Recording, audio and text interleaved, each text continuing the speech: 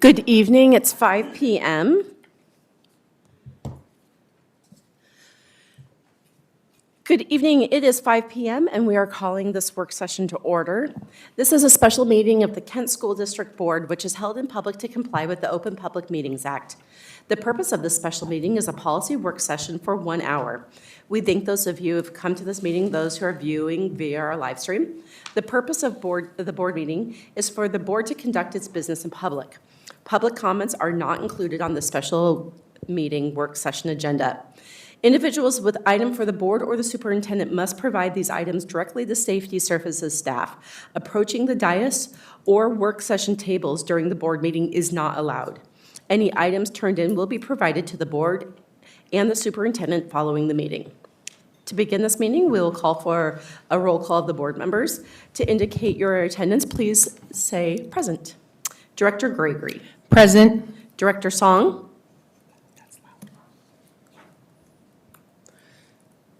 Just to confirm, our live stream is up and running? Okay, so we will, Director Song is absent. Director Clark? Present. Vice President Cook? Vice President Cook is also absent. And I am present. And I will start this meeting with introducing Superintendent Bella. Can you take us away? Thank you, President Margell, members of the board. I want to thank for my team that has been working hard for this policy session, but really all the teams throughout the year and years past have been working hard with policy work, especially our board. As I mentioned the last time, our board's done a lot of work over the last few years, and this is the important work that the board does. So without further ado, I want to turn it over to Ms. Holly, who will begin the work session this evening. Ms. Holly.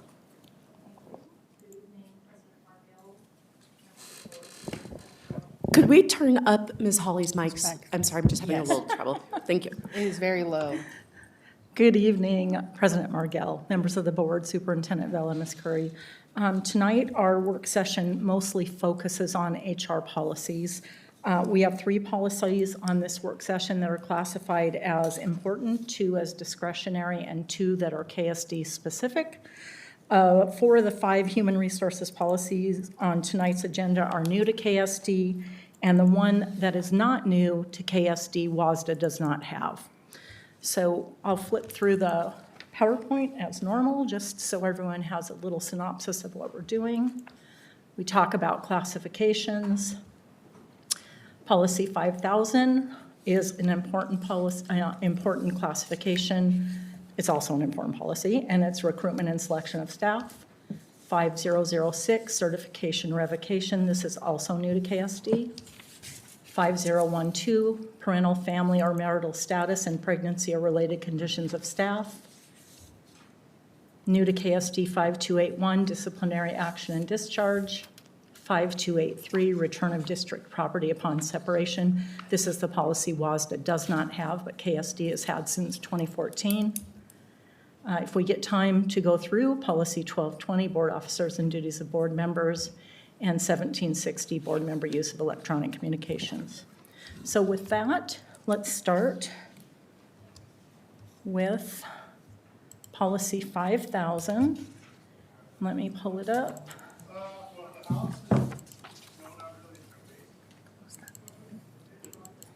This policy is new to KSD, as I mentioned, and it mentions all staff and the learning needs of all students by stating that staff are recruited and selected to ensure that all staff members are highly effective and have the necessary skills and experience to meet the learning needs of all students. So this directly relates to our strategic plan goal 4. Again, new to KSD, there are no markups on it. Any questions?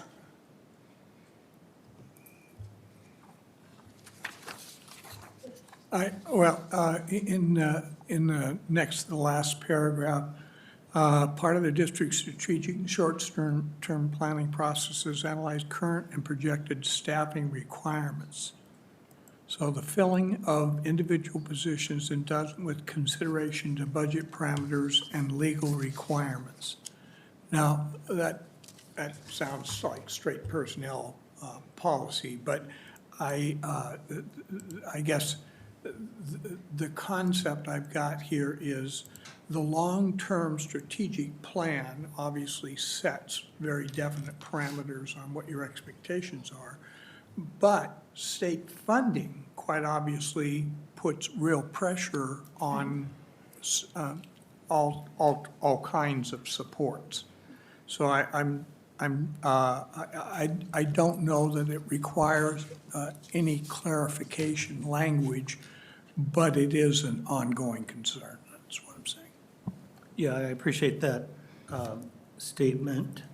And I think there was a question in there, but I do have my team here that I know that has reviewed this. And so, Ms. Holly, if you want to share anything before the team, please do, but it is new. It is new to us, and that language was put in by our staff. But again, it addresses budget parameters and legal requirements as far as what positions need to be filled. So I don't know if the team has any other information on that.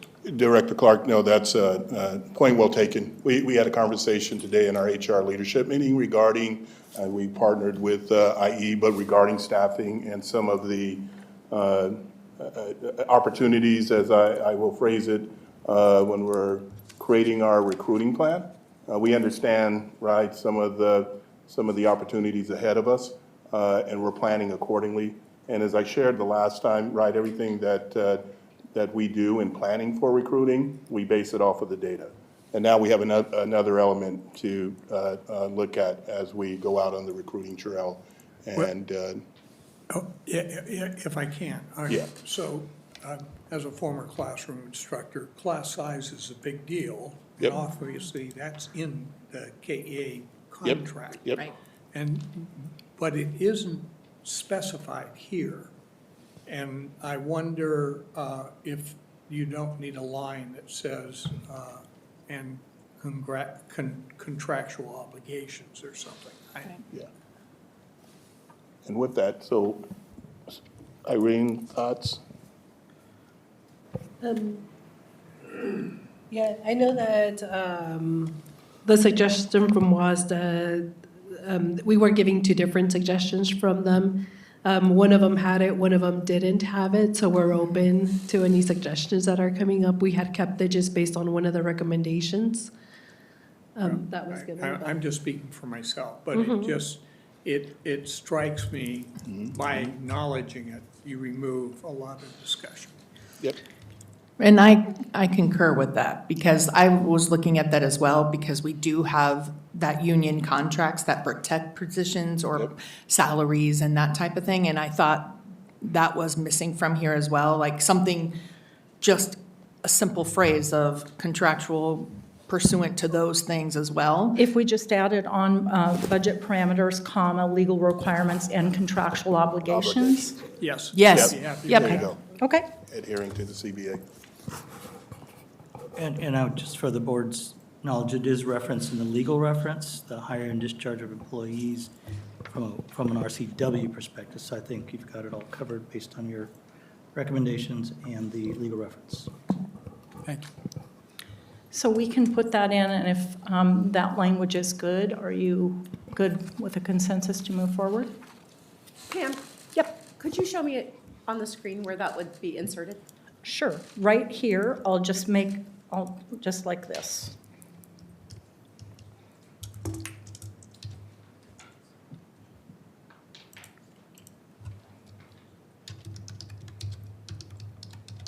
Okay. Whoops. So you can see where it would go there.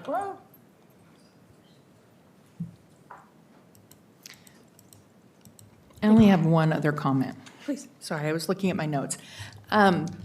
In the responsibility governance, that is the paragraph I'm looking at, so responsibility governance.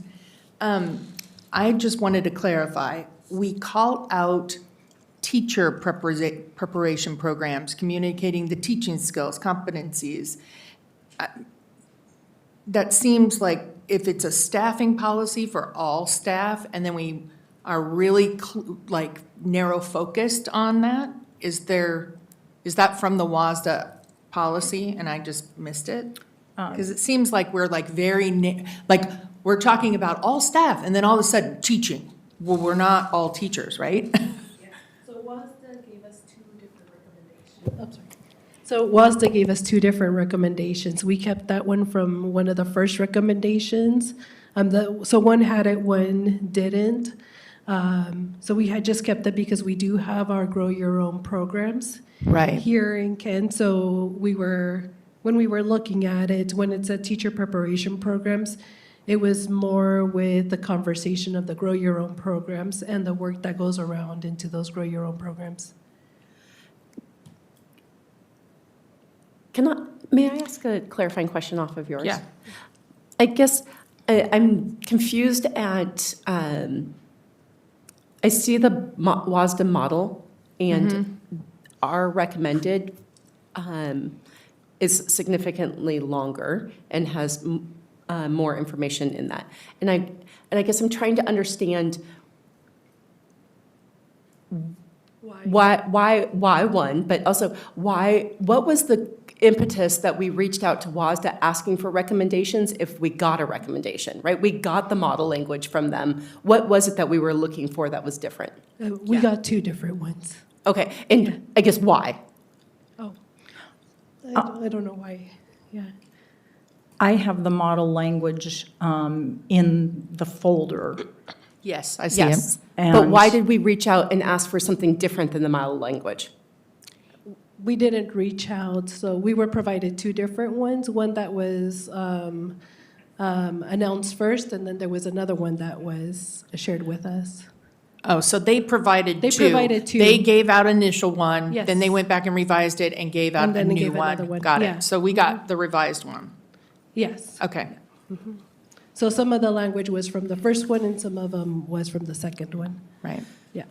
So the one that's in our folder, is that the first one or the second one? That's the second one. That's the second one. Okay, so they removed language?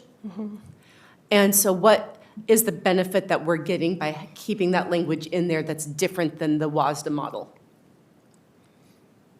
Since it was a first one that we were looking at, originally when we had the conversation, we were thinking that because we do have the Grow Your Own program, that was a reasoning why keeping that, but again, we would be open to removing it if. Would the board be happy or more content with that extra language removed? I guess I would just want to see what the benefit would be to be, I'm not saying that we always have to take WASDA language wholeheartedly. We understand that. But there has to be a specific reason why we do. And so I would go back and ask and say, what does this give us that's better than what, because there's a reason they removed it, right? And so I guess I'm asking, what's the get and what's the give on this one? It would be my question. Okay. Yeah, we can definitely take that back and review it, yeah. Okay. Yeah, my only concern with it is it goes very narrow very quickly. It's all staff, and then suddenly we're talking specifically about teachers. And I understand that they are the heart and soul of our buildings. I get that. But I feel like if this is a policy for all staff, it needs to be a little bit more broader, and then we can have teacher-specific one or, different procedures that would like supplement it, I guess. We could put the grow your own information in our procedure. Yeah, exactly, right?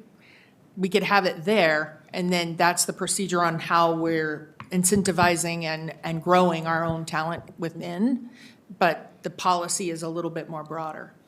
And at least for me, I'm not saying that the language is bad. I just want to know what's the get that we're going away from WASDA language. And if there really is a benefit, then great, let's talk about it and look at that as the proposed. So Thank you. not move this forward, have HR, Please and thank you. Please, I would like a second reading. okay. Tim, do you want a second reading? I'm fine. Okay. Tim? Tim's like, go for the 9th reading.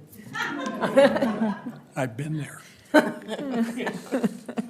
And just for the board consideration, that we have 3 or 4 more that are new this is the type of discussion we should have, right? Right. And, you know, it's entirely appropriate to have the conversation, discussion, and move to the next reading as we do more work on it and refine it to make sure we get it down just right. So just as a note, we have 3 others that are new, I believe. Is that right? 3?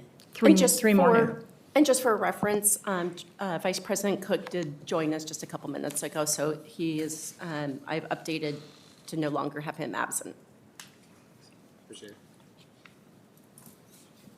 Okay, let's move on to 5006.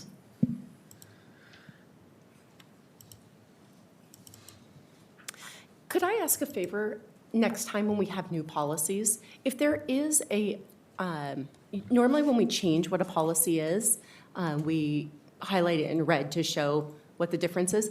It would greatly help us out if it's a new policy, if we do a different color. Purple is always a great one. And what we're adding to show that in there. And President Margell, that's on me, because when it has been new in the past, I put it through as new. But if Yes. we're changing from WASDA language and you want to see the changes that way, we can sure leave it that way. Is the rest of the board good with that? It's helpful, because I got 2 screens going at home trying to, Okay. match them up, so yes, it'd be helpful. Sure. Yes, we're all like that, right? So yes, I would love that. Okay. The next one, 5006, was last revised by WASDA in 2011, so even theirs is quite old, and I expect they'll be updating it soon, and we'll be looking at it again shortly. I want to mention that the list of unprofessional conduct that's in here does not include actions that the district deems as being correctable. So if it was insubordination or something like that, this list does not include things like that. Questions?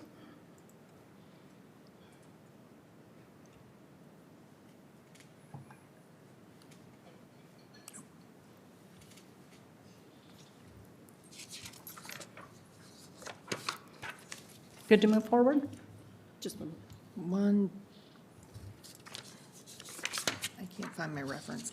I'm sorry. Can I have one more fine. second? Because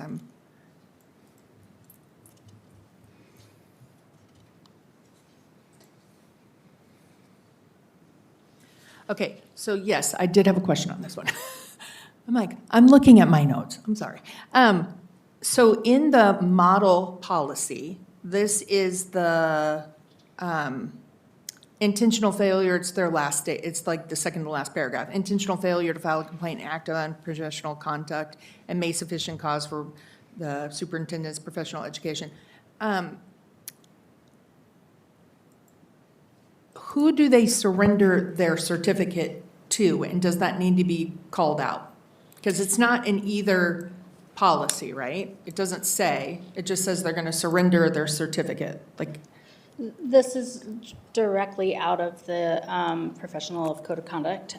So OPP, they would surrender it to the Office of Professional Conduct for Educators. And do we need to call that out? That's where I'm coming from. Do we need to call it out in this policy that says you can voluntarily surrender it to this body or to your certificated body? Does that make sense?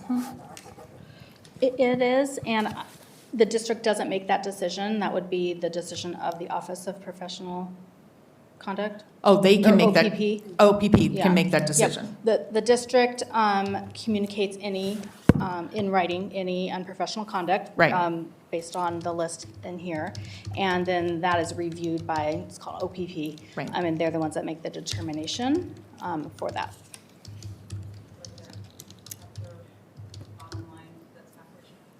Yeah. Yes. Is that accurate, Jamie?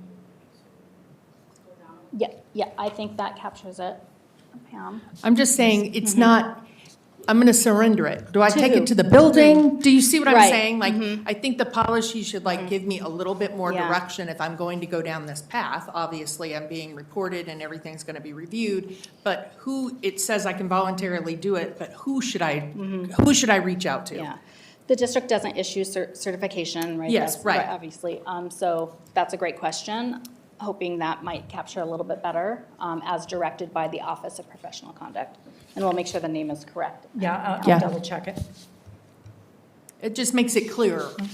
Practices, thank you. It's OPP. Yeah. Good from there? Yes. Okay.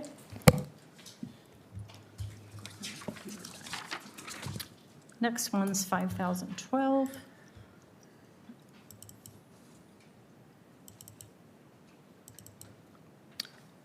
In August of 2024, WASDA came out with a policy almost verbatim to what's here, and it was struck down, before our board even had a chance to look at it, it was struck down when that federal law was struck down, that reverted back to 2020 Title IX policies. Right.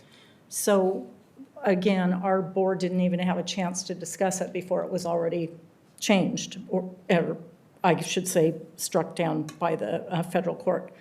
So WASDA made a change just in the procedure to 5012 from what they had before, to note that any grievances or concerns can be brought under the non-discrimination policy. That way they were able to put this back in play because that's a state law about non-discrimination. So it's to the board now. You would have had it before, but because of what happened. And it's back now. It was able to be redone in April by WASDA, and we're just bringing it back to the board now. So it's new to us.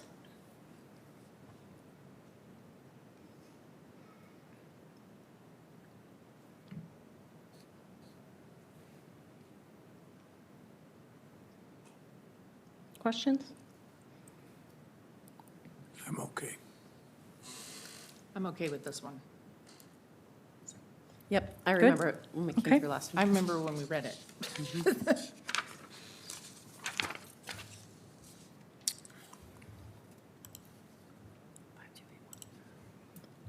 Okay, we are on to 5281, disciplinary action. Can I just ask, as you're moving on to that one? Sure. We already have the policy or the procedure made for that, the last one?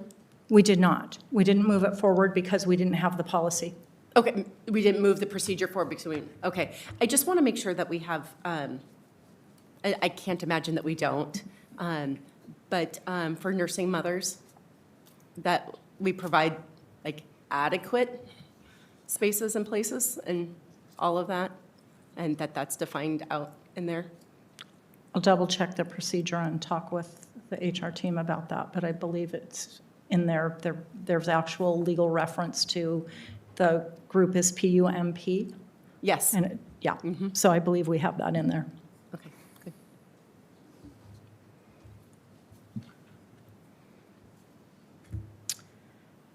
Okay, 5281, this again is a new policy to KSD. Although this is a discretionary policy in classification, there are several legal references. Yeah, statement number 12 bothers me from the standpoint of it doesn't specify relationship.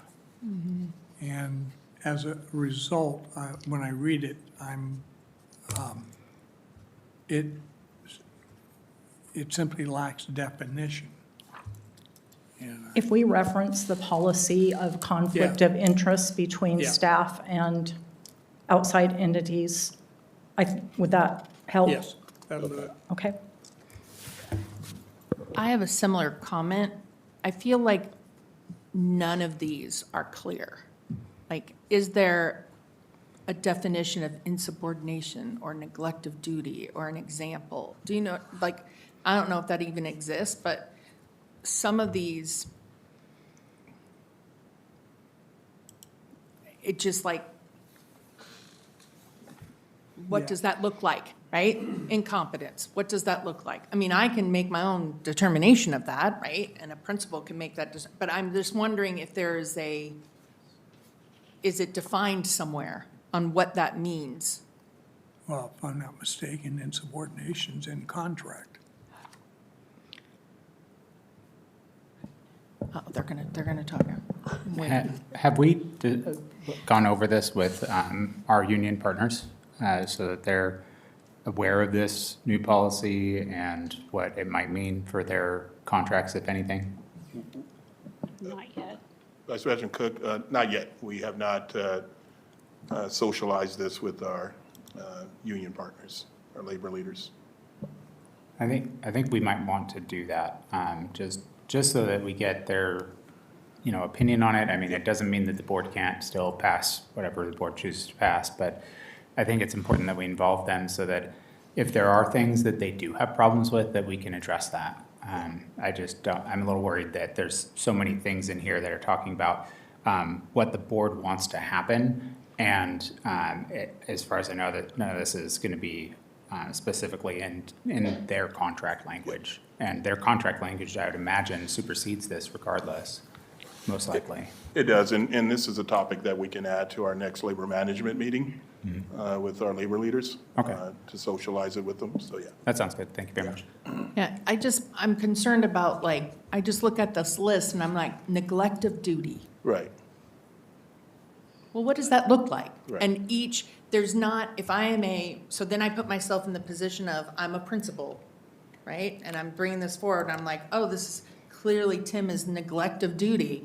But another principal could look at it and go, oh, no, that doesn't rise to that level. It feels like there needs to be yep, some type of exampling or something of that. yep. Well, also, it has the use of habit-forming drugs. I would assume nicotine falls into that. No, and it doesn't say on premise. It's just if you use nicotine, we can get rid of you. I mean, that seems a little off. And I'm not saying that anyone's going to obviously do that, but if you don't, specify things in a little bit more exact manner, it's open to interpretation, which then leads us to running into problems, I think. So I just think this needs a little more work. Actually, if I can, to my colleagues, much of this has already been hammered through school law and court cases. And so there actually is language that There is. definitive. Then we could just reference it. I mean, I just want to be able to, maybe that's all it needs. I'm not saying it has to spell out the exact definition in the policy, but referencing, saying, here is a example, or courts tell us that this is what this looks like, as an example. We can look at the law and maybe cross-reference right in those paragraphs. And maybe that's all it is. I'm not saying we go out and build definitions Right. for all of those. I'm saying reference them Yeah. in some way, shape, or form. And I agree with Vice President Cook. I'd like our labor partners to just take a quick peek at it, just to make sure that something doesn't conflict with their union, their contracts, and just to make sure that we're all on the same page. So we can bring this back. We'll do that. And I understand that that's the title that's being given, but disciplinary action and discharge, it sounds like those are two together, like it's going to be disciplinary action and discharge.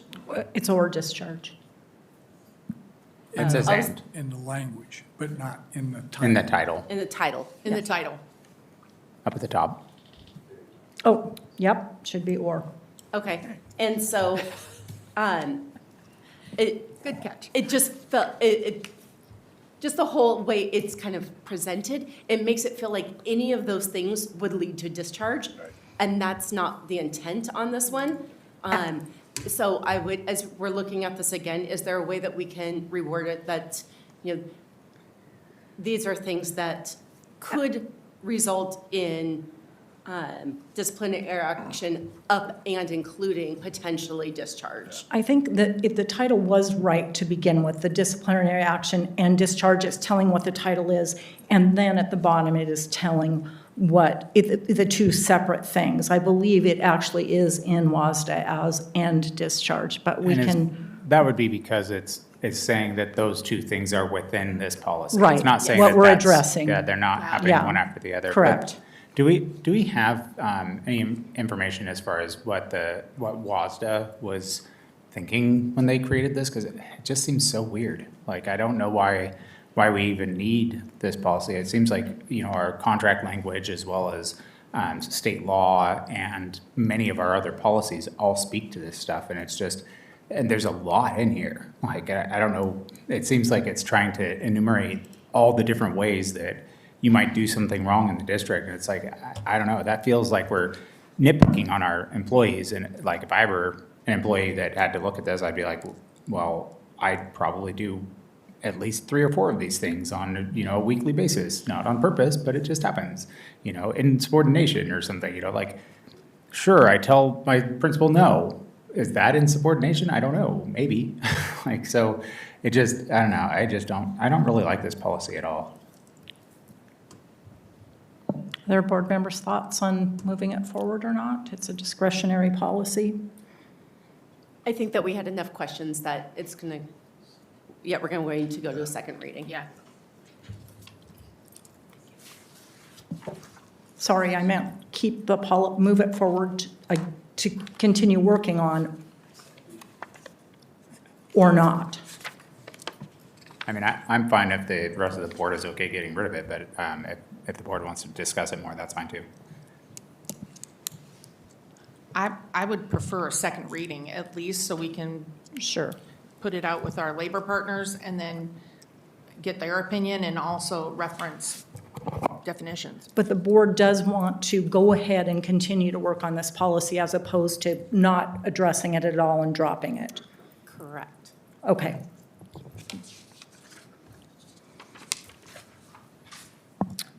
Okay, our last one is 52, for HR 5283, return of district property upon separation. There are no changes to this. It's just being brought to the board again for review. It was adopted in 2014. It's been 11 years. We're just taking another look at it.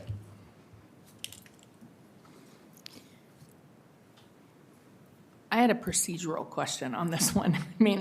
I don't know if it fits within the policy itself.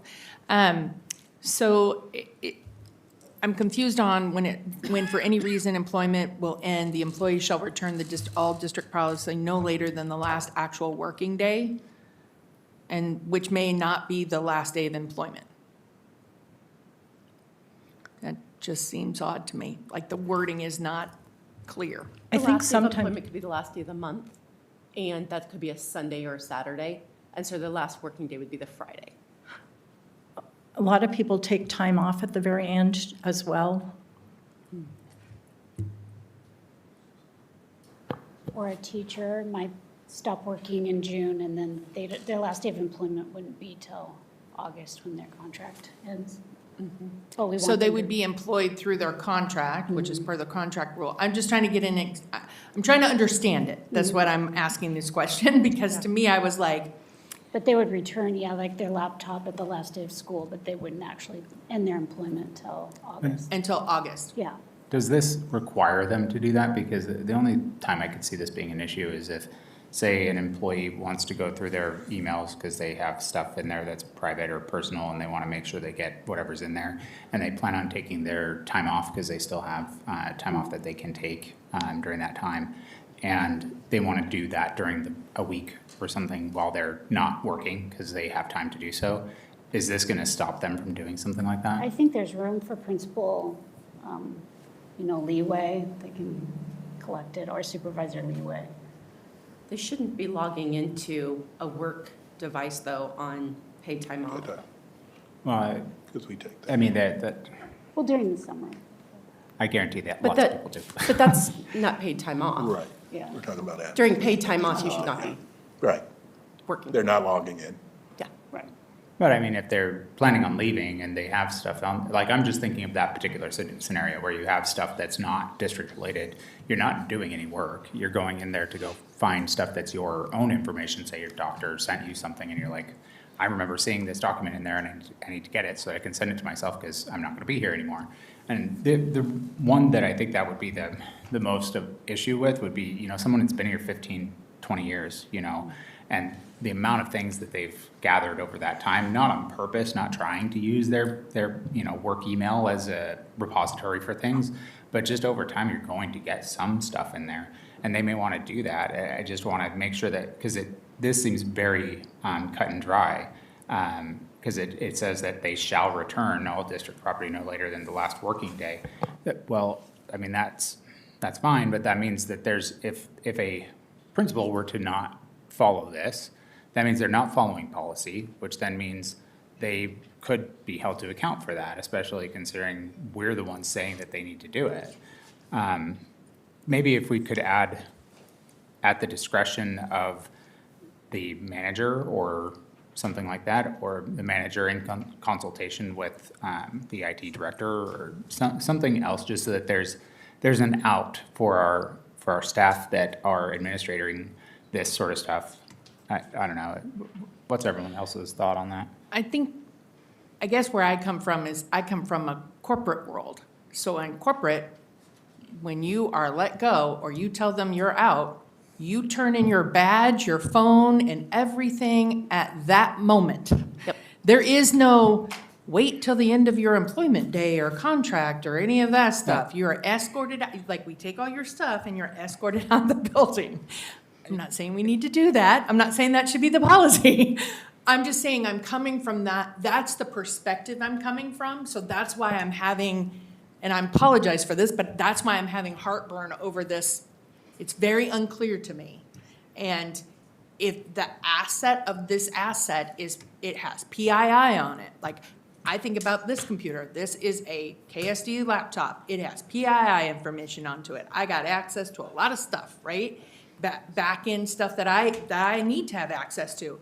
But if I were to resign, this should be taken from me immediately. I should not have access to this, like a moment longer than me saying I'm leaving, right? Does that make sense? So that's where I'm coming from. I guess that, I wanted to clarify why I'm bringing this up. And that explains a lot, because it must have been a while since you worked frontline.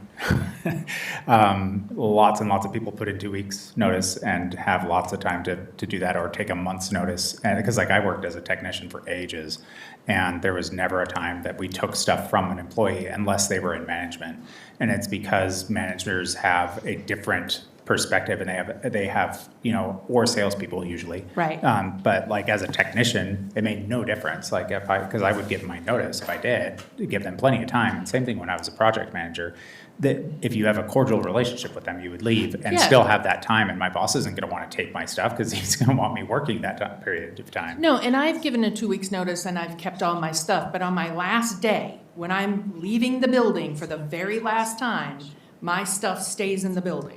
I don't take it home for the weekend or any last minute stuff. So that's why I'm clarifying, right? Yeah. So I see having a 2 weeks notice and keeping your stuff for that, that's not your last day of employment. Your last day of employment is, October 31st. That's gonna be your last day of work. So you're gonna turn in all your stuff. You're gonna come into the office and you're gonna work for 5 minutes and turn in your stuff and get paid for the whole day. That's what I'm sorry, no, that's not what you do. But that's what that's why I'm clarifying. Because I didn't understand where this was coming from.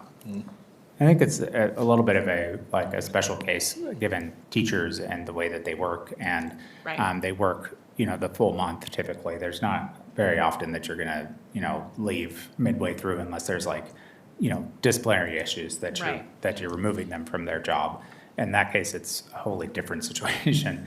But I just think of a lot of teachers that have been here a long time, and they're going to have a different perspective of well, I might need to get access. I'm going to need access to my, classroom, even though I'm not going to be there. I'm going to go there on the weekend so I can go clean out all the things that are mine, and the same kind of applies to technology in that same way. And when I left Comcast as my employer, as a project manager, I worked from home, and so there wasn't a point where I was it was always at home. Exactly. my weekends always had my equipment there. So, and as a salaried employee, I don't have technical weekends. I work whatever I need to work to get the job done. And so, our teachers, the vast majority of them, I don't know that there's any of them that are hourly. I would imagine they're all salaried employees outside of our substitutes. And so it's kind of a similar role, I would say. It's when you get into professional roles, there are things that need to be done in a little bit different way. I feel like maybe, I don't know. I don't know. It seems like an odd one to me. So just to summarize, I think back to Director Gregory, I think the intent of this is to do what you're trying to say, but it's not clear enough. Yeah. And so what I think that my team can do is come back with that clarity, because looking at it just as a title, this is about district property. Right. And when an individual has either resigned with the date, what it's trying to say, that may not be on that day that you said you're going to separate employment. You still have to bring it on the last day that you are here in the building, like you said. Right. I think we can clarify that a little bit more, but I Yeah, think it's that's not the clear to intent. me. That's, Really? it's, yeah, that, the Okay. language is not clear to me. I think it's trying to say that, but it's I feel not like clear it's, I'm fine with the language. I think it's very clear. For any reason, employment will end. The employee shall return all district property no later than the last actual working day. So we know what, we know when, feel really good about that, and which may not be the last day of employment. So there might be a reason that we say that we'll pay you through whatever date, but today's the last working day, everything gets turned in. I feel like in the business of this is property of the district, you are no longer physically doing the job Right. that, and so the tools that you are given come with that. And so everything gets turned in on your last working day. I feel like that's incredibly common and fine. I agree, it's incredibly common, but it also, like, I don't think it makes that much of a difference. Are we having like a big problem with people No. keeping their stuff? Like, No. No. I mean, Yeah, like, we're that's- pretty No, clear I what think the people kind of want process to is, turn it yeah. in on the Yeah, last like- day, and they're like, here, take it. If we just say you can have it until your last day of employment, like, what, I mean, what difference does that make? It gives them a little more time to do whatever Well, they need because to then do. there's nobody to turn it into if their last day of employment, and so that gives them, they're in. And so, especially if you're talking about keys and badges. Well, I mean, worst case scenario, they come down here. Like, we're open all year long. So I just want to respond to those that are, their last day of employment is the end of June, let's say, Yeah. teachers, but we pay them through August. We need to collect their laptops because we are taking that and providing it to another employee who's hired in their place. So there's things that we need to do with that. We need to get the keys turned in, badges need to be turned in, so there's no more access. So that, in that instance, that would be the explanation for that. That there are things we need to do, we need to collect there so we can get it ready for the next employee that's coming into the district. And their last day of an their last working day is the last day that they should be accessing their stuff. A lot of the stuff is cloud-based now, so there could be an opportunity to access, if they still have access to their documentation. Not a lot of it's on T drives anymore. Yeah. So that is another way to access information if they need it. And I know that my team has made, if we do turn off access, when we work with our IT team, we work with them to, could you turn it on for 2 days? They need to access this information and get it off, and then we'll turn it back off. Yeah, and that makes sense. I don't know. I guess I would like there to be an escape hatch for the manager. Like, if the manager determines that it's better for them to have access to it, like, especially employees that are here, right? Like, if you were going to be gone after June 30th or whatever, and you're working in the district office, it's a different story, because then, you're not going to be gone necessarily. You're still kind of there. And there's not that concern of, like, we need to get it to that next person necessarily, because there might be extenuating circumstances. Anytime I see the word shall, I just don't like, because that's like, you don't have any wiggle room, you need to do it. And if we don't, then you're not following policy. And I think it's appropriate for us to expect that if we are going to include the word shall, that we expect that is going to be followed, and that there should be consequences if it is not. If we say should, or we say shall return at the discretion of their manager, that gives a little bit of leeway that says this is what they're going to do unless their manager says that they need to do it otherwise.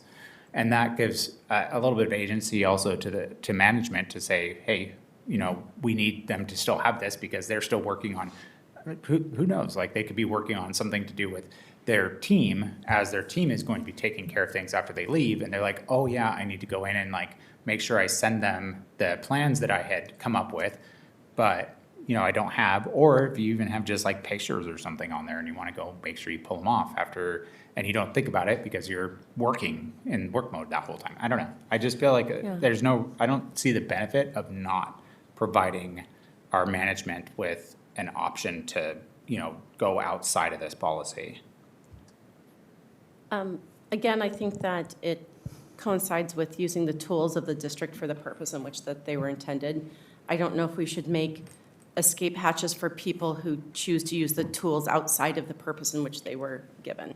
And so for me, I think the policy is very clear, and I'm for it. I hear that you want softer language on that. Tim? No, I prefer the language because very clearly in the organization of schools, if you are a classroom instructor, if you cannot play a game with when the end of school comes, and from an administrative situation, that's a nightmare. Yeah. The second you open that up. So, If somebody started working after, and that could Yep. be an issue, and we'd be putting ourselves, are we on the same wavelength Yep. on that one? Yep. yeah, Well, I think what Ms. Fraser said too is that the new employee that's coming in needs the equipment, and if you can't get a hold of somebody over the summer, if you've given the agency to, use it through the summer, but make sure you bring it back before your last actual paid day. We have people that start before the actual last paid day. So, Yeah, I want the equipment returned as soon as possible. That's what I wanted to say. I think my heartburn is, which may not be the last day of employment. I understand that they'll get paid through their contract, but it should probably say something like that instead of, because the language to me is not cut, I want it to be black and white. Like, Can- you turn it in on your last day of work.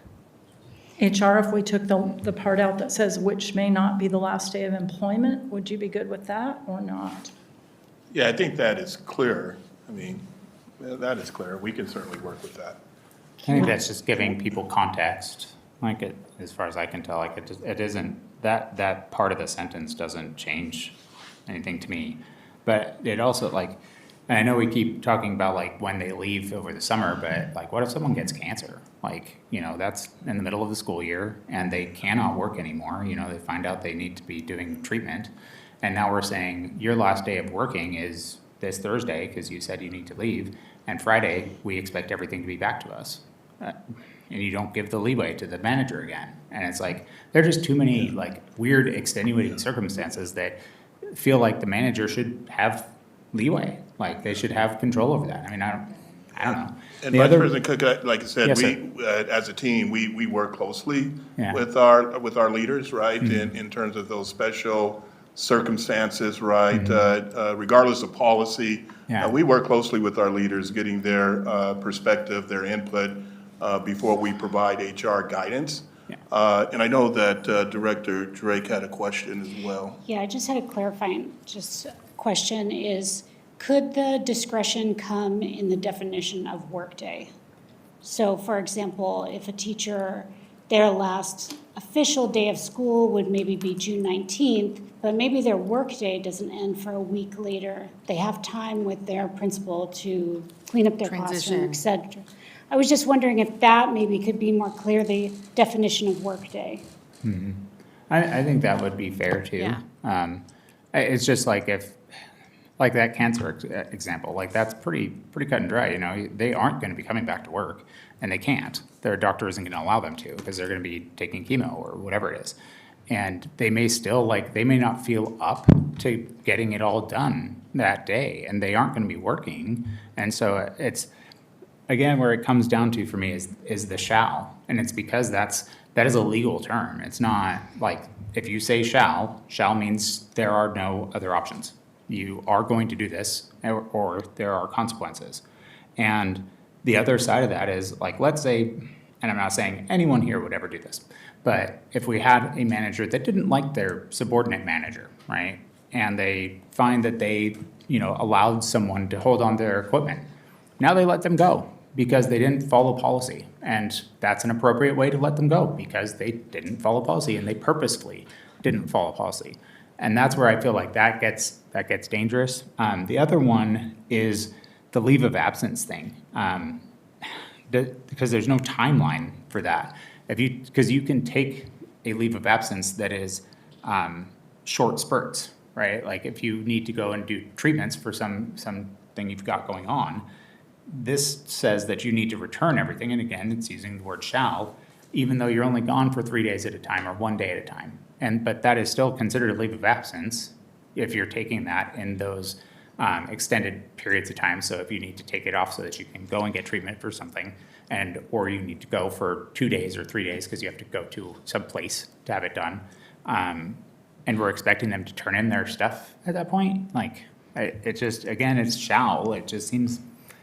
But I think the difference there is full-time leave of absence is it's not short bursts. It's not gonna be 2 days or 3 days. A full-time leave of absence is a 24-hour, they're gonna be gone for weeks. It's gonna be like Right. 2 to 3 weeks at a time. Where does it say that? Where does that say that? Like, what does full-time mean? If we There's don't have a little definition. definitions around full-time Yeah. and intermittent leave. Intermittent leave, where you're talking about intermittent leave, where you're gonna, I gotta do these treatments, so I'm gonna be gone Wednesday, Thursday, Friday, once a month for the next 4 months. That would not be covered by this policy, I see. because that's intermittent leave. But full-time leave is, I'm out. Can I'm we- gonna have back surgery and be gone for 8 weeks. Can we get, definitions on a couple of these things added at the bottom or something? So that there's no question as to what full-time means, so that if an employee is looking at it, that they don't question it? Because I don't want to make them have to go look this stuff up if they're questioning it for whatever reason. I don't know where we're at with this, but to me, I feel like we need to have a little bit more information on the, whether we want to use shall or not. And I don't know, to me, I don't like it, but if you guys are wanting to go with that, I guess we could. So just a couple of things, just to kind of, I know, good discussion. The separation is not with a supervisor or building, it's with the district. Right. That's one. So that's why HR would be involved. And the other piece is the leave piece. They're all different kinds of leaves, as you were saying, Vice President Cook. And regardless, this is district equipment. It should be business of the district, not personal. So shouldn't have it on it anyway. I'm saying that it isn't, but this is why it's important for a policy like this to make sure that on that last day of separation of employment and last work day, that we collect it. And that would be true for a leave as well. And that's why those two pieces are in that title. So that's just as simplified as possible. The references below can be other policies that speak to leave, speak to, workday, those kinds of things. But I think for the policy, I think it's saying it. We have a procedure too, and we can make sure that some of those terms are clarified. Yeah. Yeah, this one, I'm sorry to harp on it, but this one is so important to me with how much data leakage we have out in the world, right? I get a letter probably once a month saying, we're sorry, your stuff's on the dark web or whatever. And I understand that we can turn the assets off. We have that ability now to be able to, mitigate our risk. But I just think when you have sensitive property, right? So it could be keys, it could be your key card, it could be your phone, everything. I think those need to be turned in the last day you're in a building. Like, this is my last day I'm gonna be here, here is my stuff. And I walk out with nothing. Regardless if I've volunteered to do that, or I'm being escorted out, or whatever that looks like, I think we need the policy, and I think that's how it should be, very cut and dry. Would a teacher, in this scenario, if they're leaving, it's not at the end of this school year, and they leave on that Friday, but they're going to use their time to go and clean out their classroom, But the principal's out of the office and the admin staff aren't there, so they can't let them in. There's no one available to do that. Is this gonna allow them to go and keep their keys? Like, so that they can go and do that and then come back on Monday and turn that stuff in? Or are we gonna say, no, your last work day, the last day that you worked for us is on that Friday? And so, But I don't think this policy covers that. This policy is the property of the district. It's not your personal Yeah, property. your But we keys- couldn't have somebody who's not employed by the district alone in the building. Right. but they would still be employed, because I'm saying, like, if it's their last, because we're talking about working day, we're not talking about their last employment day. The last employment day may be 3 weeks away, because they have time off that they can take. And so they're still employed by us. They're still required to follow all of our policies and procedures throughout that period of time. They can't start going against that just because they are no longer working actively each day. It's just like our teachers are required to follow the same policies and procedures when they're not actively in the building, right? Like, if we have rules that we say have to be followed, just because they're not actively teaching doesn't mean that they just stop having to follow them. And so that's where I just look at my wife, right? And I know a lot of people may or may not know how much in a classroom is a teacher's, but there's a lot. Yeah.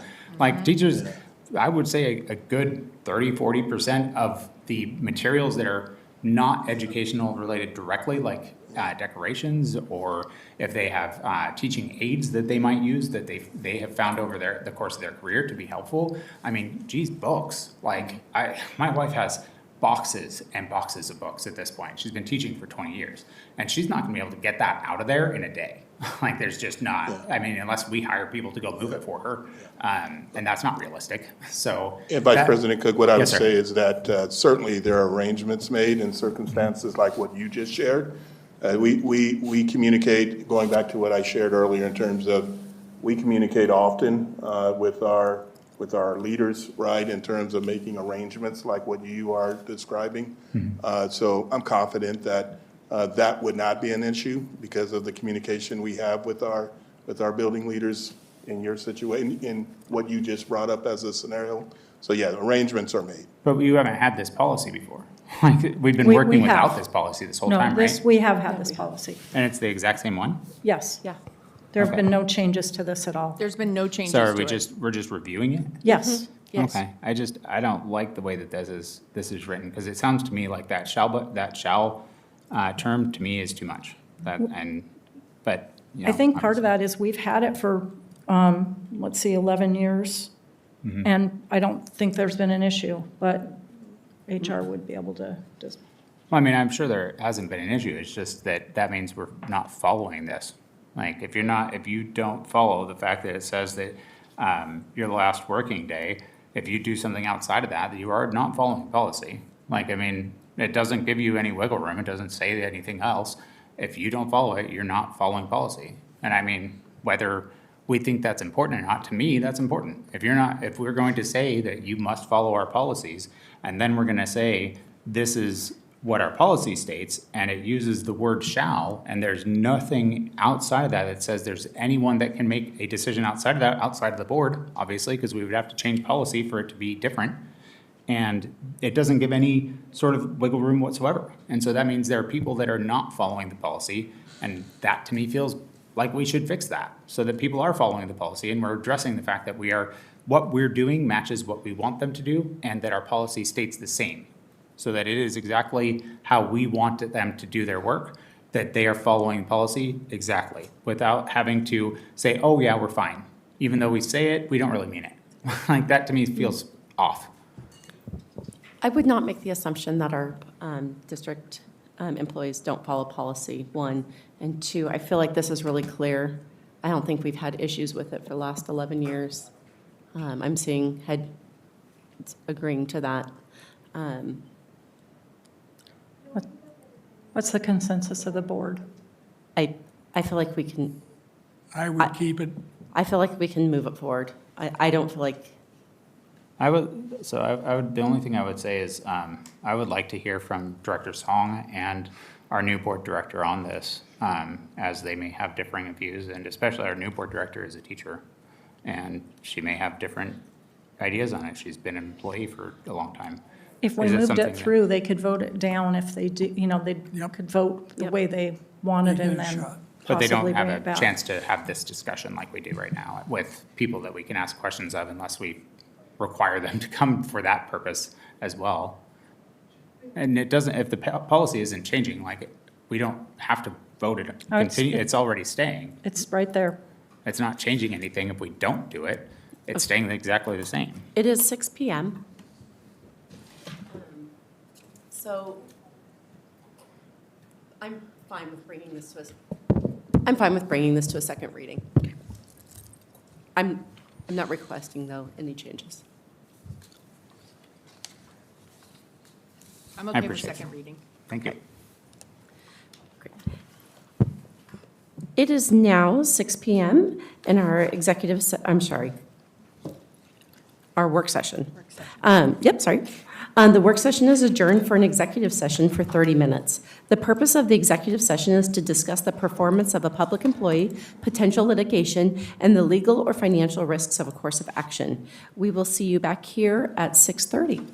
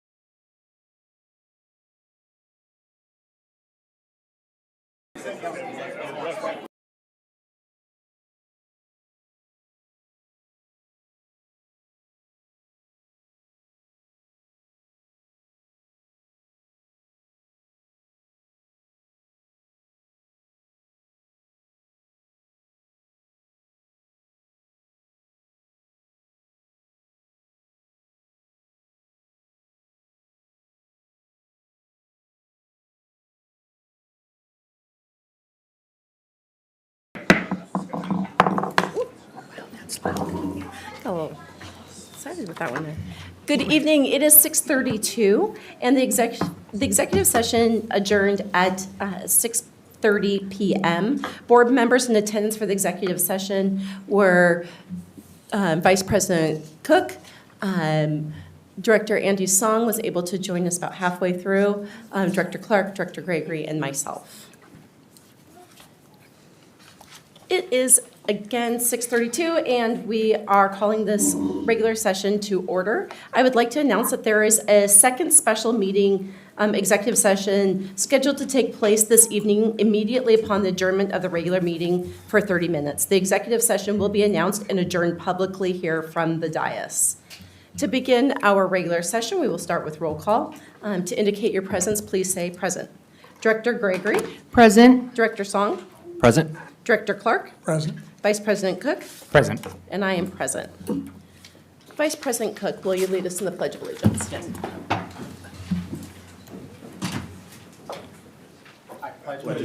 To the flag of the United States of America and to the republic for which it stands, one nation, under God, indivisible, with liberty and justice for all.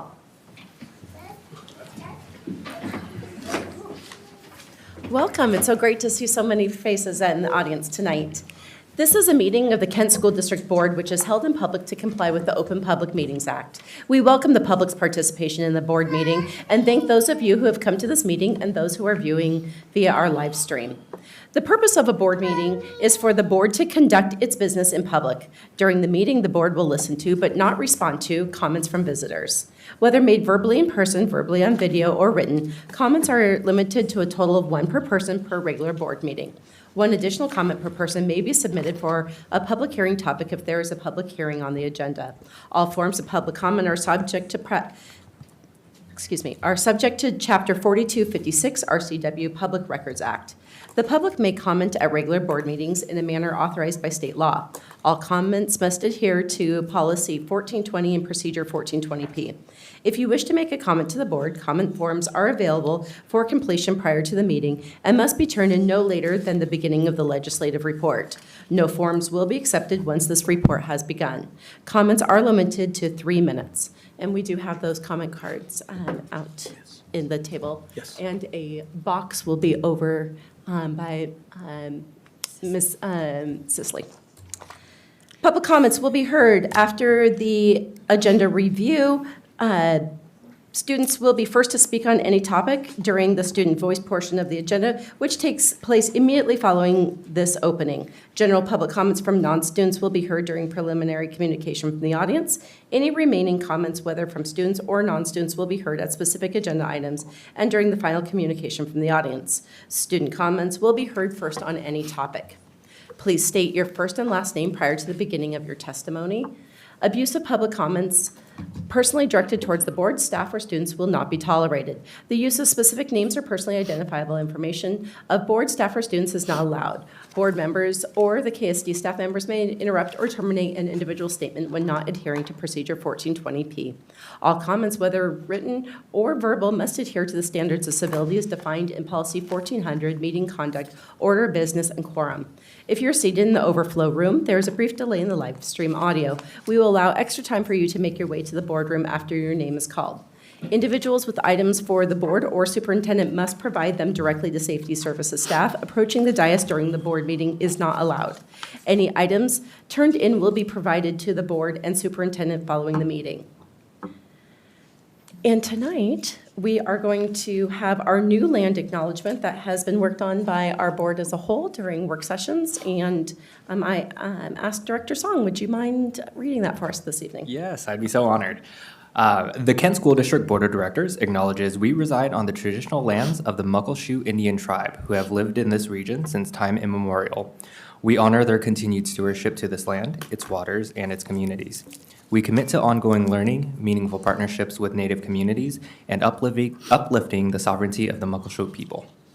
Thank you, Director Song, for reading that. And again, thank you to the board for your work on making our own land acknowledgement.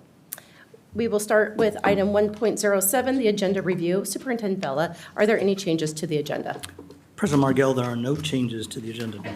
Move approval of the agenda. Second. And second by Director Gregory. We are now open for discussion. Seeing as there is none, there is a motion on the floor for approving the agenda as written. All those in favor, please raise your right hand and say aye. Aye. The motion passes 5-0. Our next topic is recognition of our outgoing board director, and I'm going to recognize Director Clark to say a statement to us. I appreciate this opportunity to celebrate the end of 8 years of service on the Kent School Board. I have always appreciated the voters always had another choice, and they put their trust in me. And I want to acknowledge up front that I have always understood. The beginning point, of course, of the legislative side is to, among other things, determine the budget. And I've always known that it is not my money, it is the public's money. The public, I have always believed, wanted their schools to be good, quality schools. And the mission that we have always had in front of us, and I remind you, I also spent a major portion of my teaching career in the Kent School District, is to prepare students for their future. And you need a process to basically say, what direction are we going? And what we do is we adopt a strategic plan. Now, the superintendent worked very hard and got a great deal of professional input to develop a system that involved metrics and so forth. But the bottom line is, of course, it's got to have clear goals, and you have to have data to support the achievements. And most fundamentally of all, you have to have board support. And so we take ownership in terms of what we're doing here in representing the public. And lastly, of course, the success of the school district is completely dependent upon its employees. And there's no question that classroom instructors are the most valuable ingredient in that mix. I have always appreciated the professionalism that I've seen as I've gone out, and I have visited every single school in this district to observe them in classrooms, working with kids. And the most important part for that, for me, is that it was very clear that the students enjoyed being there. They are a part of something. That requires leadership, and it also requires, of course, building leadership. And without a doubt, the people that I most appreciate that usually don't get the credit are, in fact, the building principals. Their job is challenging, to say the least. And finally, of course, I've had the opportunity to build relationships here in this building with central administration staff, and they are great professionals and people that care what's happening to our kids. So I've just enjoyed the opportunity. I appreciate working with the board here. And we have very lively discussions because there are always challenges going forward. But I would like to say thank you for working with me and that we were able to get through so much. Well, thank you. Before you leave, just a couple of statements. Superintendent Bella? Yes, no, thank you, President Margell. I have had the wonderful opportunity to spend all of those 2 terms with Director Clark over time. But I wanted to take a moment just to share, not only for those listening here tonight or online, but just to know a little bit more about Director Clark.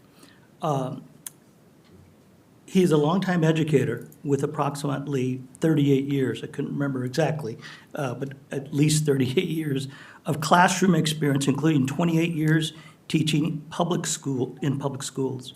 He started in Bremerton in 1968. In 1970, he began at Edmonds School District, for those of you who know where that is. From 82 to 1999 at Kent School District, he was a teacher at Kent Ridge High School. Later on, he taught at Green River and Highland Community Colleges. He has served on the Green River College Board of Trustees for over 3 years, contributing to oversight and college programs and public budgets. 2 years of his time here in Kent, he spent as a KA board president.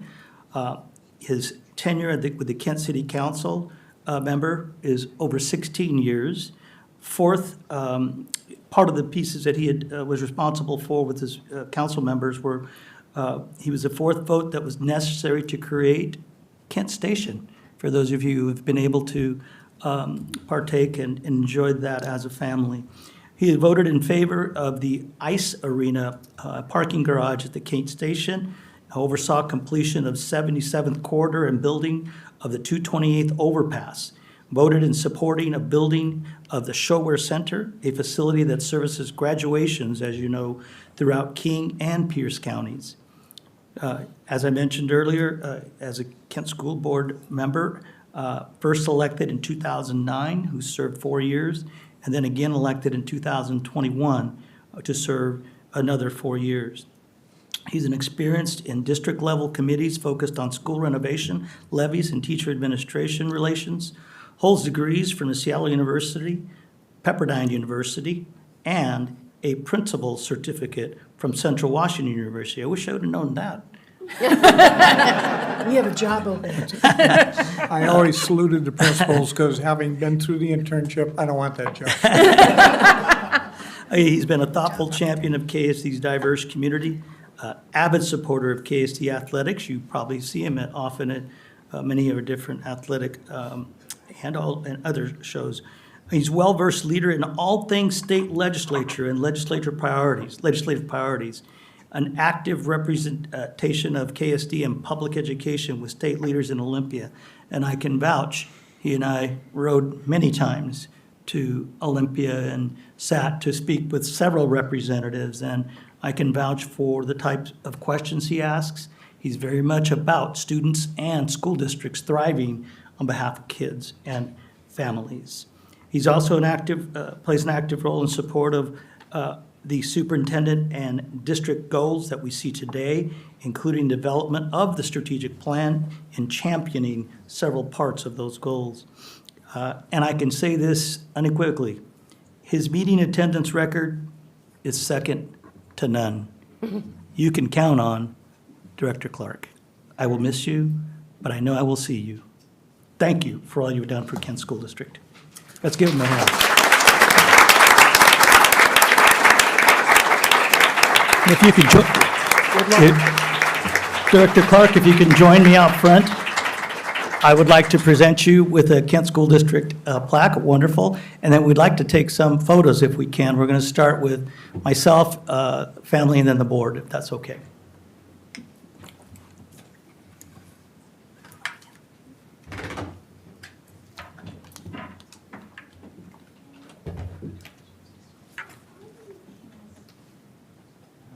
One, two, three.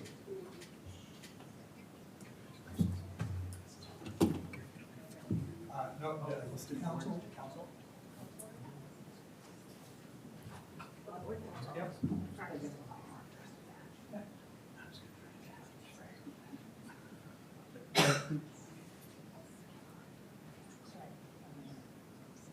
Three, one, two, three.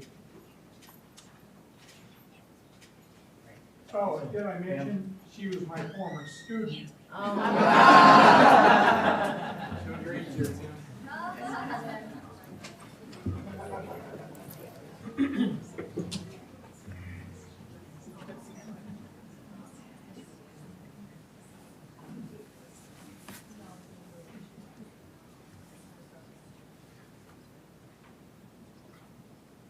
3, 1, 2, 3. Thank you, Director Clark.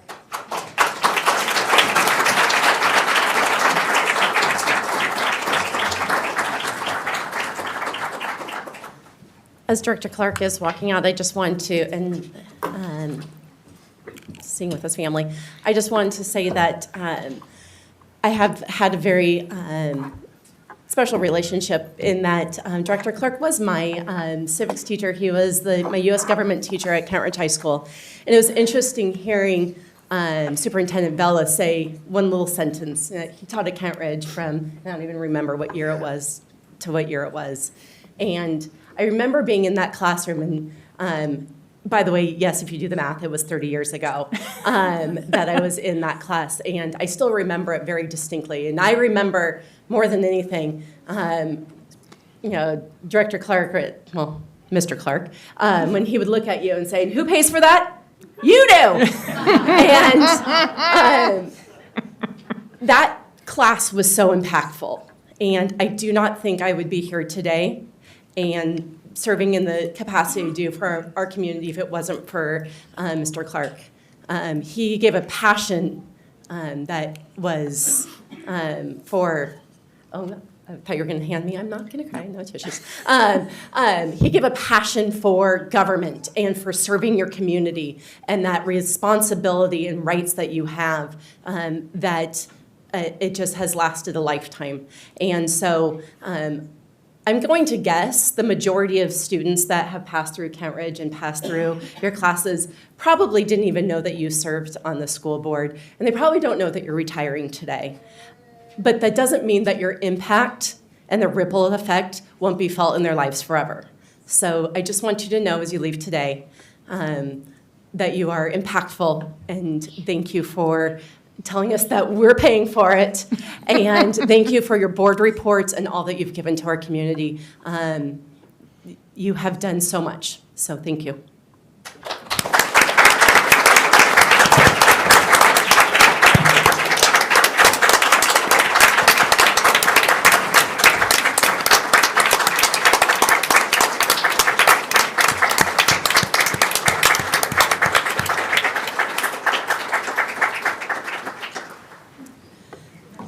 Also, hot tip, when you're a new board director, it was always great to sit next to Director Clark because he would give you the snacks during the long meetings. So, yes. Okay. We now move on to section 3.0, our oath of office for our elected directors, and I'm going to turn it over to Superintendent Vela. Thank you. At this time, as Secretary to the Board, I will administer the oath of office for our newly elected director, Ms. Teresa Gregory, who was appointed to the board earlier this year in February. I'd like to invite Ms. Teresa Gregory to join me at the flag for her oath of office.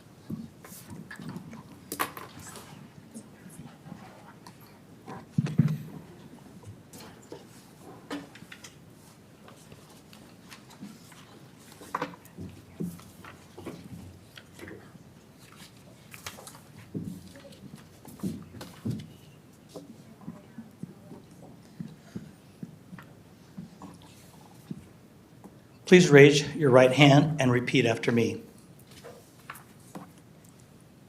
I state your name, I, Teresa Gregory, do solemnly swear do solemnly swear that I will support the Constitution and laws of the United States that I will support the Constitution and laws of the United States and the Constitution and laws of the State of Washington, and the Constitution and laws of the State of Washington, and that I will faithfully and impartially perform and discharge I will faithfully, can you repeat it?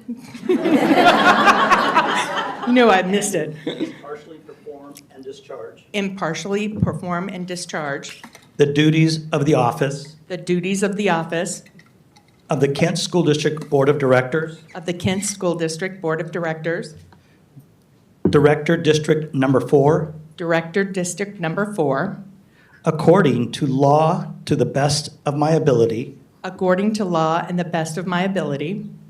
Congratulations. Thank you. Take some photos.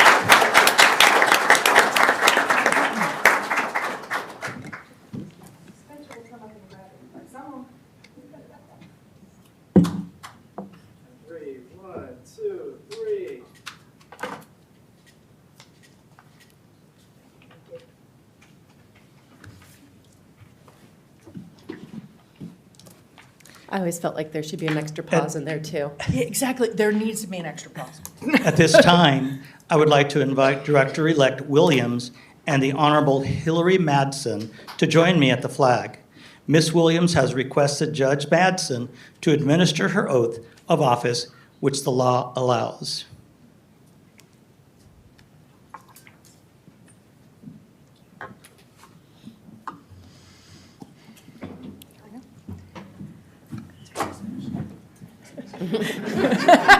All right. Raise your right hand and repeat after me. I state your name. I, Laura Williams, Do solemnly swear do solemnly swear that I will support the Constitution and laws of the United States that I will support the Constitution and laws of the United States and the Constitution and the laws of the state of Washington, and the Constitution and the laws of the state of Washington, and that I will faithfully and impartially and I will faithfully and impartially perform and discharge perform and discharge the duties of the office the duties of the office of the Kent School District Board of Directors, of the Kent School District Board of Directors, Director District Number 5, Director District Number 5, according to the law and the best of my ability. according to the law and the best of my ability. Congratulations.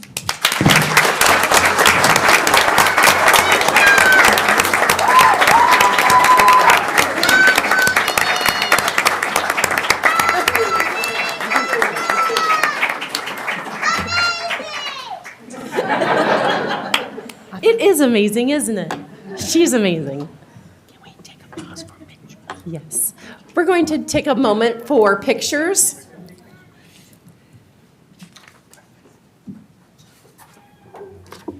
One, two, three. Great. And do we want to do some pictures with family? Yes, please. Yes, great, thank you. I'm going to move so you can have this without me. Okay.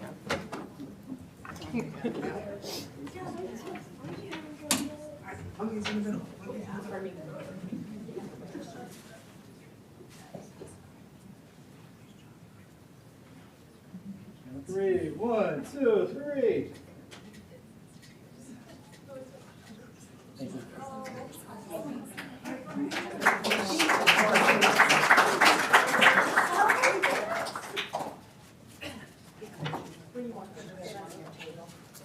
Yes, we'll put them on my table.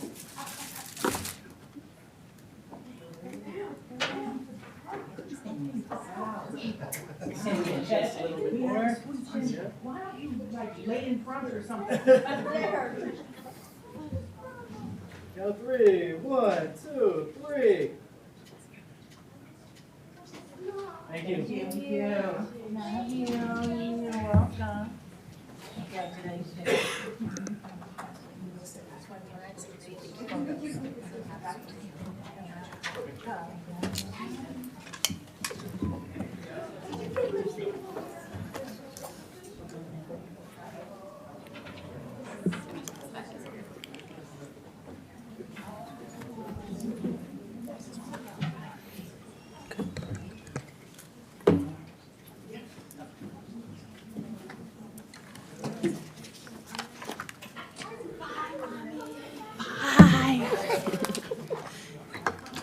They have school. If you would like to move up forward, we have open seating a little bit more in the front if you would like to.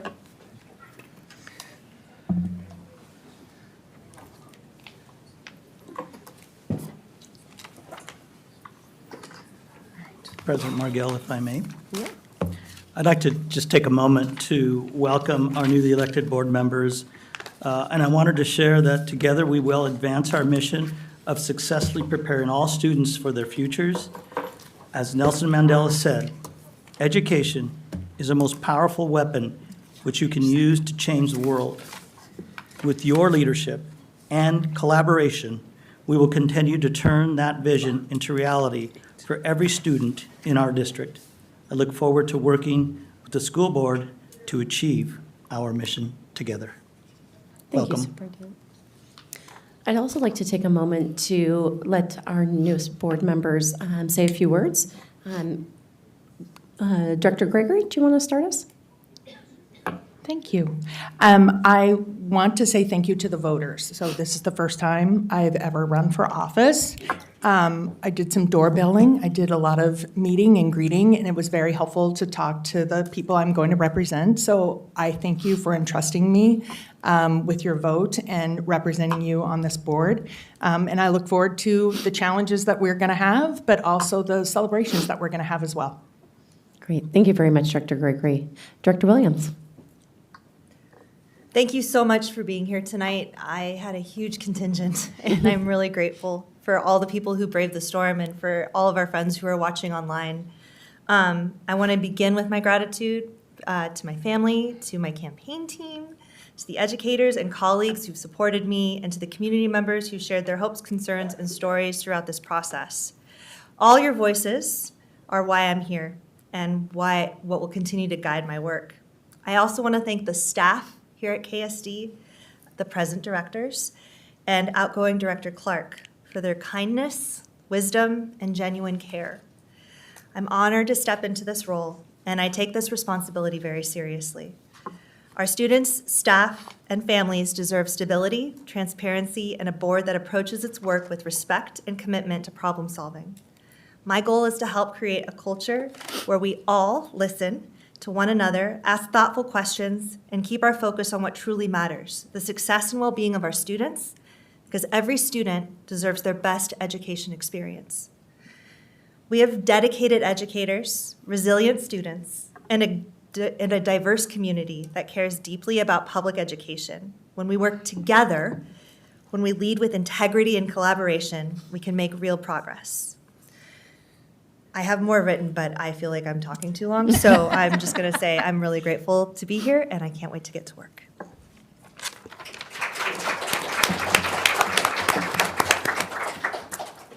Well, congratulations both, and we are excited to have you both here on the dais. We'll now move to section 4.0, the reorganization of the Board of Directors and election of officers. And Superintendent Vela. Thank you. As the Secretary of the Board, I will conduct the reorganization of the board and election of officers. At the first regular meeting in December, the board will elect from among its members a president and a vice president to serve one-year terms. The term of office will run from the election of officers at the December regular meeting to the election of officers at the December regular meeting of the following year. Elections for the legislative representative take place in even-numbered years. The term for the legislative representative elected this evening is a one-year term. Reorganization of the Board of the Elections and Officers. We now I ask for nominations for Board President. I nominate myself for board president. I have a nomination for Director Cook.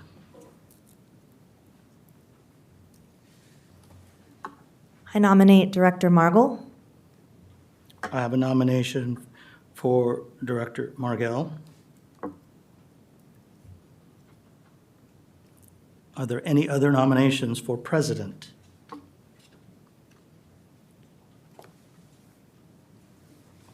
Hearing none, the nominations for president are now closed. I now want to ask the nominations, do all nominees accept their nomination? Yes. Director Cook? I do. Thank you. You will vote on each nominated member separately. You may only vote for one nominee for president. The vote will be by oral roll call, and a majority, 3, is required. When you are called to vote, please say aye or no, and raise your right hand. When 3 or more votes take place in favor of one nominee, the nominee wins the seat, and voting discontinues for that office. In the event of a 2-2 tie, voting will start over via a second roll call vote between the two board members who are tied. I now ask for a roll call vote for president of the board. This is for Director Cook. Director Gregory, what is your vote for Director Cook as president? No. Director Song, what is your vote for Director Cook as president? Yes. Director Williams, what is your vote for Director Cook for president? No. Director Cook, what is your vote for Director Cook as president? Yes.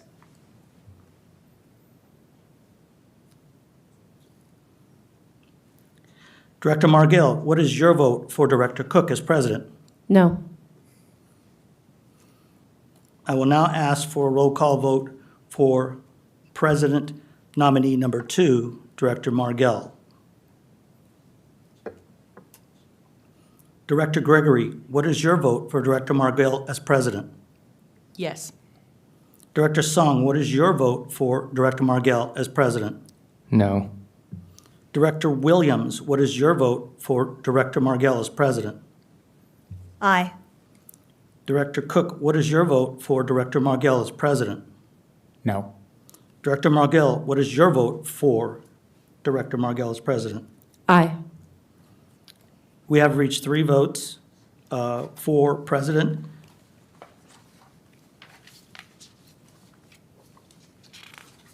President Margell will be president. Is president for the next year effective immediately?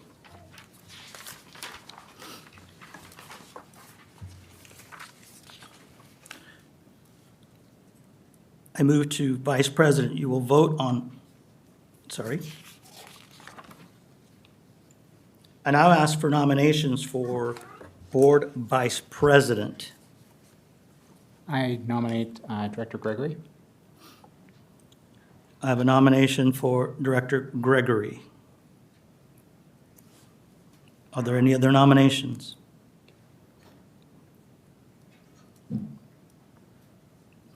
Are there any other nominations?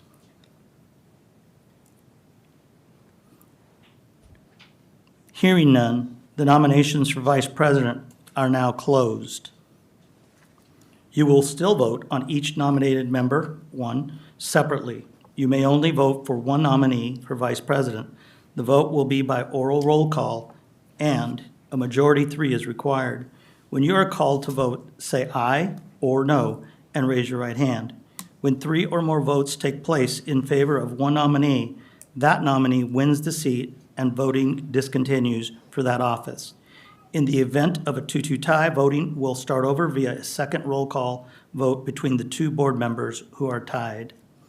And I ask for a roll call vote for Vice President, Director Gregory. Aye. Aye. Director Song. Aye. Director Williams. Aye. Director Cook. Aye.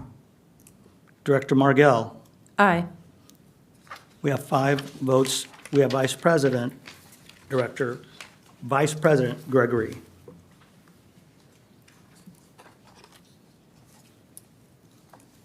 Vice President Gregory will be vice president for the next year, effective immediately.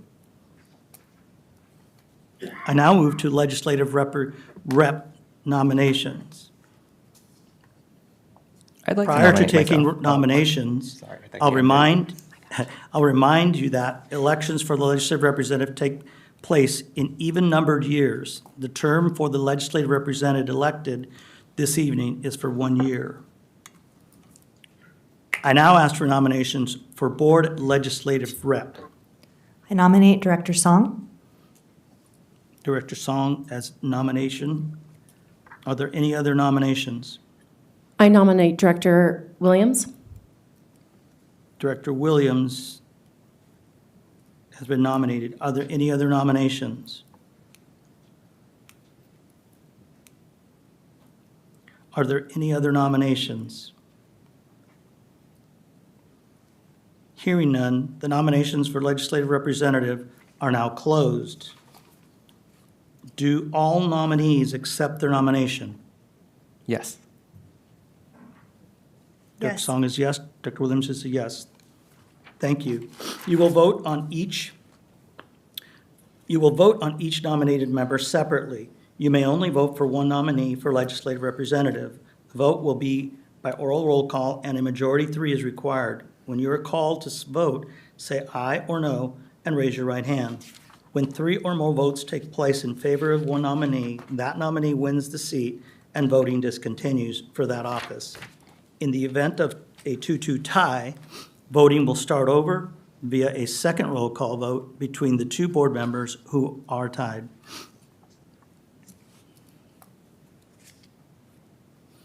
I now ask for a roll call vote for Legislative Rep nominee Director Song. Director Gregory, what is your vote for Director Song as Legislative Rep? Aye. Director Song, what is your vote for Director Song as Legislative Rep? Aye. Director Williams, what is your vote for Director Song as Legislative Rep? Aye. We have 3 votes out of the 5, so we'll stop at that. Director Song is Legislative Representative. Oh, let me finish the, Director Cook, what is your vote for Director Song as Legislative Rep? No. Director Margell, what is your vote for Director Song as Legislative Rep? No. We have 3 yeses and 3 nos. 2 noes. 2 noes, sorry. We have Legislative Rep, Director Song as Legislative Representative for the next year, effective immediately. 2 years. No, even years. It's a rule.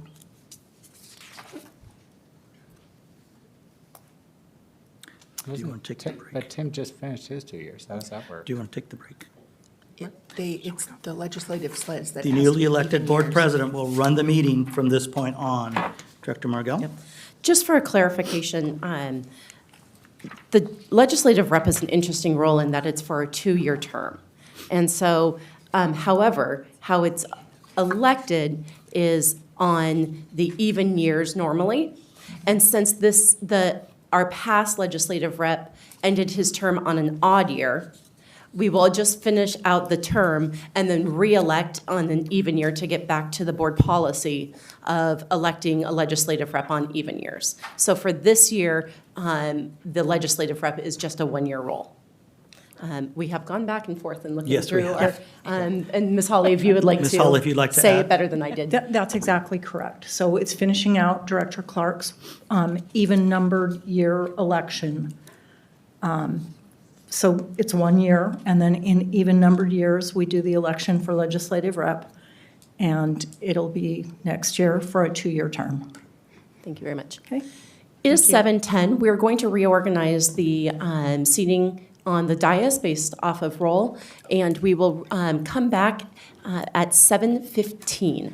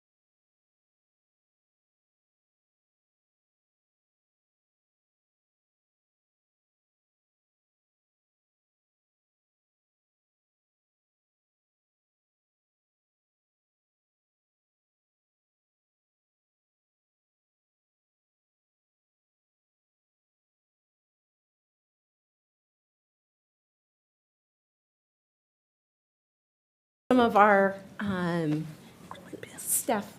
I think I stole your pen. Oh, no. Dr. Kim stole your pen. Thank you. It was fun being able to chat with people in the audience. Thank you. Okay, we are moving on to the remainder of our agenda tonight. Our first section is 5.01, student public comments. We do not have any student comments tonight, so we will hopefully get more next time. We move on to public comments.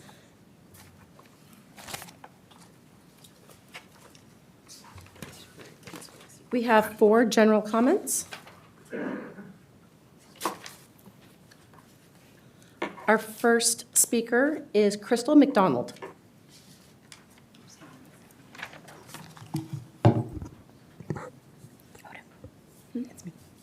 I know, so, No, oh, no, okay, that's you're gonna later. save it, okay. Yes. Sorry about that. This district has a legal, financial, and liability crisis. OSPI issued a formal decision in my complaint and found multiple violations of state and federal law. The district failed to conduct a timely and comprehensive evaluation of my child, meet legally required timelines, failed to implement the IEP, and failed to ensure meaningful parent participation. OSPI concluded that these failures denied my child a free and appropriate public education. It found that there was a substantial violation. It's the highest that can be found. It's not just a procedural one, it is substantial. These are not clerical mistakes. They demonstrate a systemic pattern of unlawful behavior, and the pattern is continuing. Even after OSPI's ruling, the district is still obstructing evaluations and delaying services to avoid implementing services for my child and compensatory education, which he is legally entitled to. That is exactly how legal exposure begins. Under Section 504 and the ADA, once a district has actual notice of violations through OSPI findings, parent documentation, and repeated warnings, it becomes failure to act, becomes deliberate indifference. Deliberate indifference triggers OCR investigations, DOJ enforcement, monetary damages, and private placement at district expense. This is the track that you are on. I personally contacted this board and the superintendent requesting a conversation on how to repair the harm documented by the state and move forward. No one has responded.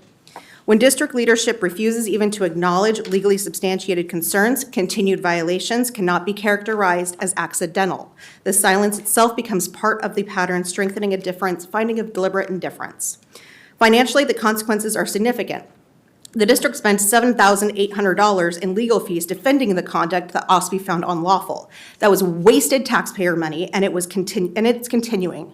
For this year, the district has spent over $750,000 in legal fees. I am still having to fight this district to obtain the OSPI ordered evaluation. There is a pattern. This district delays services, denies them when delay no longer works, and then defends the indefensible to the taxpayer's detriment. Meanwhile, special education projected enrollment fell short, costing $6 million in lost revenue. Families with disabled children are leaving. Kent is also under-identifying students with disabilities, 14.8% in our district versus the state average of 16.4%. This results in millions of unclaimed funding, means unmet needs, increases litigation, and increases compensatory education. This district does not have a budget crisis, it has a retention crisis and a compliance crisis. The path forward is simple and legally required. Follow the law, stop forcing families into litigation, and stop spending taxpayer dollars defending the indefensible. Thank you. Thank you, Ms. McDonald. Our next speaker is Robin Burchill.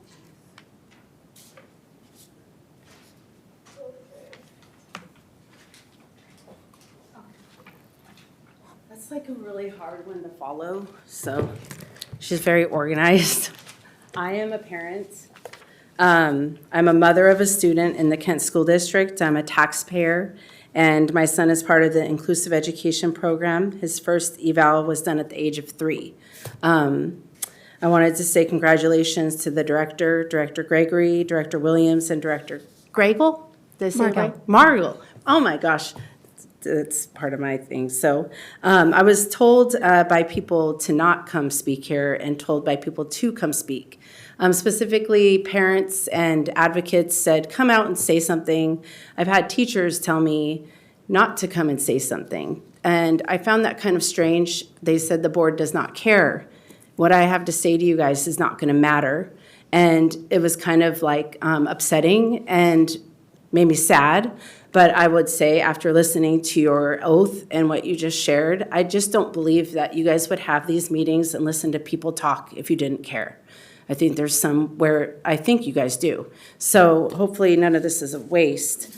I relate a lot to this young lady who shared. My son has, he's in the inclusive education program, and I have this big, huge binder that I've created to help take care of him and help monitor and make sure things are going well for him, because I have to, ever since he started the LINK program within the Kent School District. And my concern is, one, with that program and how involved you guys are, or how aware you are with the needed training, the supports that they are lacking to support the kids that are in that program.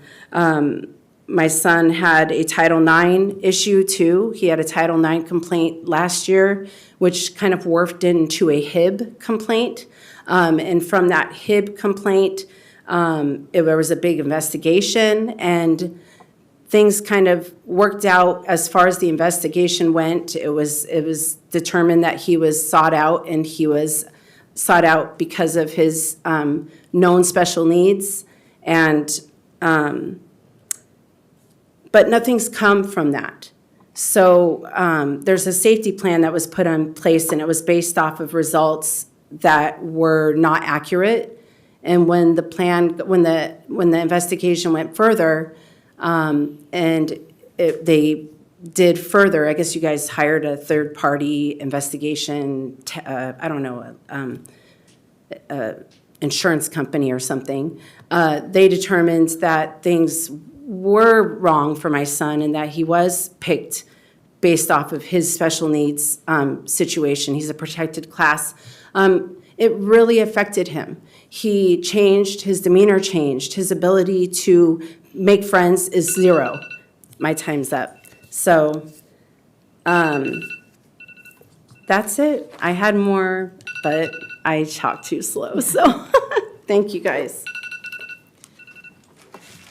Thank you, Ms. Burchell. Our next speaker is Dr. Nancy Bartley.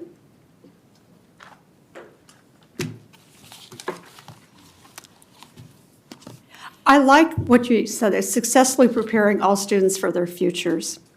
You, who are just elected, I want to believe that you actually are going to do that. I'm going to let Crystal McDonald take the rest of my time. But there is a press release that I delivered to security.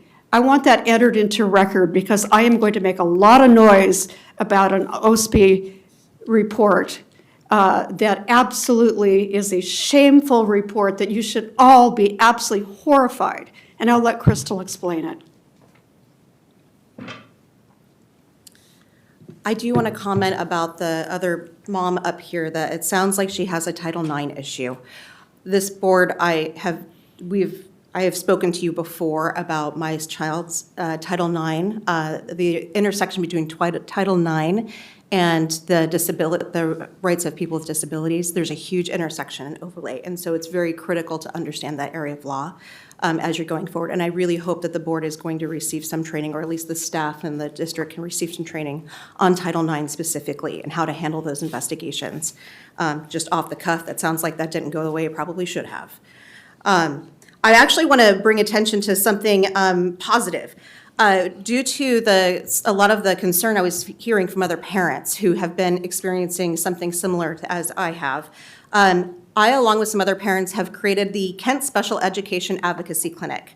After OSPE issued the formal decision, I had genuinely thought that the district would change course and make a commitment to following the law. It has not. Instead, we have continued delays, more denials, and barriers that are in the way. And I realized my story is not the exception, it is becoming the norm. And if I, as a lawyer, am struggling to get the district to follow the law, then other parents probably need my help.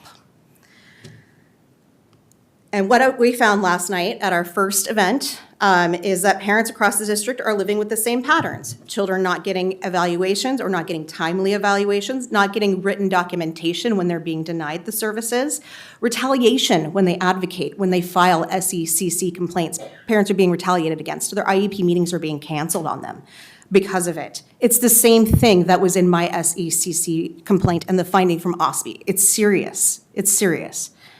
It is draining families, it is exhausting them, and it's breaking their trust with the district. Myself and other advocates have created this program because families have nowhere else to go. And what makes this even more striking is that during the special education workshop that the board did a few weeks ago, the consultants that the district hired said one of the things to do is to build family workshops, build parent connections, parent support structures and groups, all around inclusive education. The district hasn't done it, so we've done it. Thank you. Thank you. Our last speaker is Dan Perky.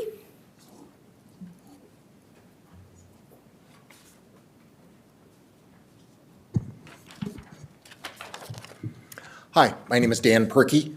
Thanks to the board for the opportunity to speak tonight. I'd like to again address the unacceptable percentage of students who are not performing at grade level expectations for math. That number is about 60% and is getting worse over time. Over the last 10 years, our state has dropped from 10th in the nation in math proficiency to 27th among the states for 4th graders, and from 7th to 24th for 8th graders. I have a personal interest in this in that my grandniece is in the 6th grade at Mill Creek. There are many, many potential reasons behind this unacceptable performance. Yet attempted solutions simply haven't produced the necessary results. We must do something different.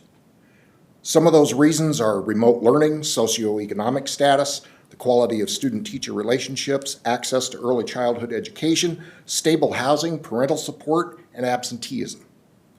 And then there's my hypothesis that a significant percentage of kids simply don't know their multiplication and addition tables intimately.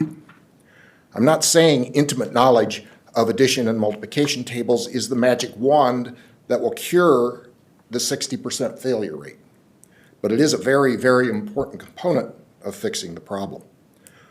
Of all the problems, it's the easiest to measure and to fix. Yet no one is testing our kids for full competency in either arithmetic or multiplication. No one. And I want to emphasize, no one in this entire school district knows what percentage of Kent students, by grade, know their addition and multiplication tables. I know that because I asked staff that exact question. If you want to improve the 60% failure rate, let's start with the simplest and easiest step to take. Test our kids on their multiplication and addition tables. I also believe there's another factor in this, and that has to do with a common management issue, regardless of the industry involved, of lack of proper prioritization.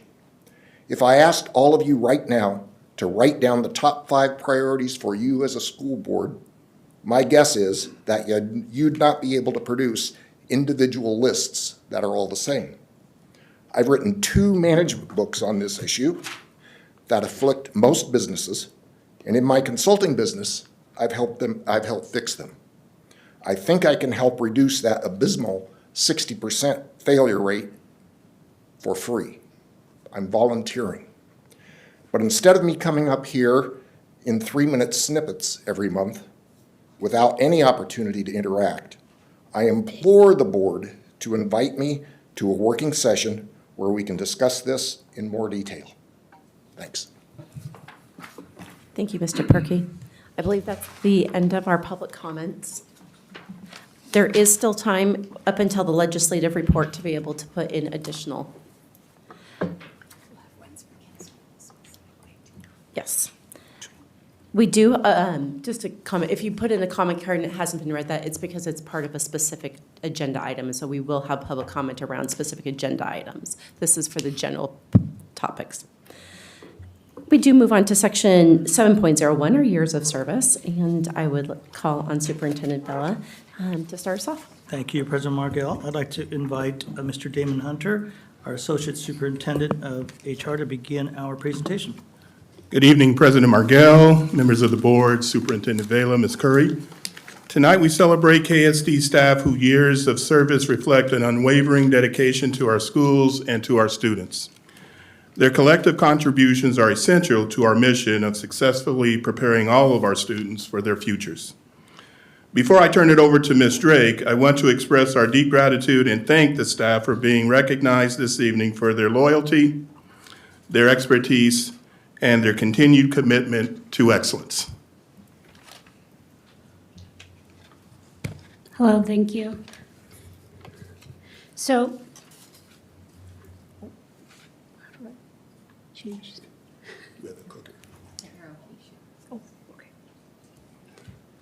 So, just to give an overall purpose, we are recognizing today to express our gratitude for the hard work and dedication given in service to students and families of Kent School District and in support of goal 4 of retention of staff.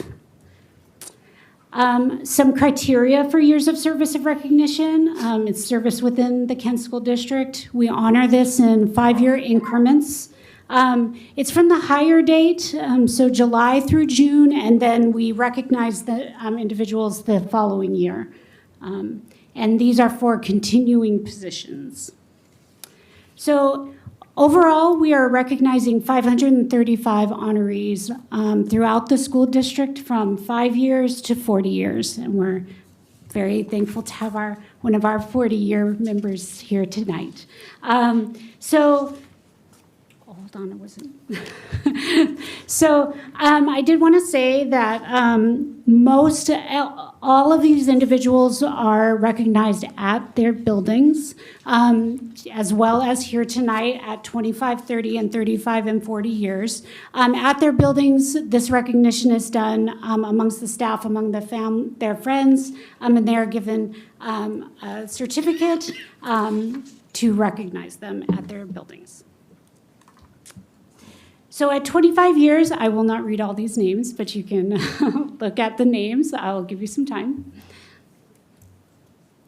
I do want to mention that at the end, we'll call everyone up for a photo.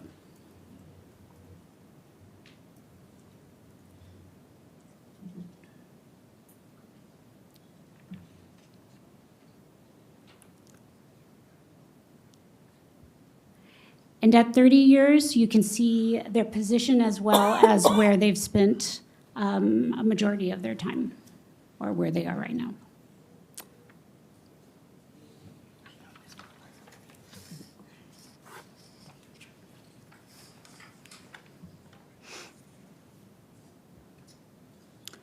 Okay, at 35 years, we have our pictures. I think you'll recognize some of these individuals are here tonight as well.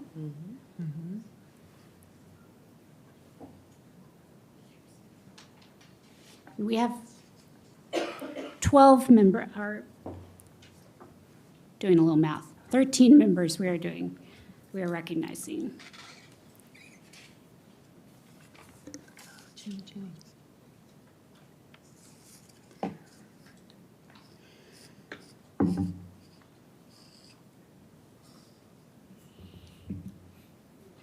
Our last 5 at 35 years.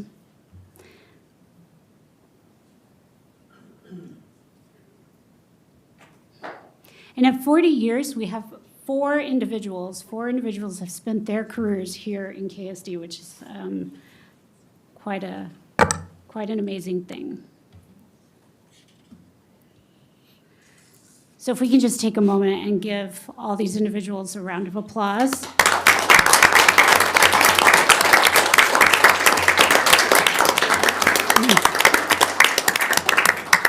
And I just want to say again, thank you so much for your service, for your dedication and commitment. As a parent here in KSD as well, I just really appreciate everyone's commitment personally. So thank you for being part of the KSD team. And we're going to invite you to come forward and get a picture with our board. Yeah, if we can get all of the recognized up front. Who are here tonight. Yep. Yes, please.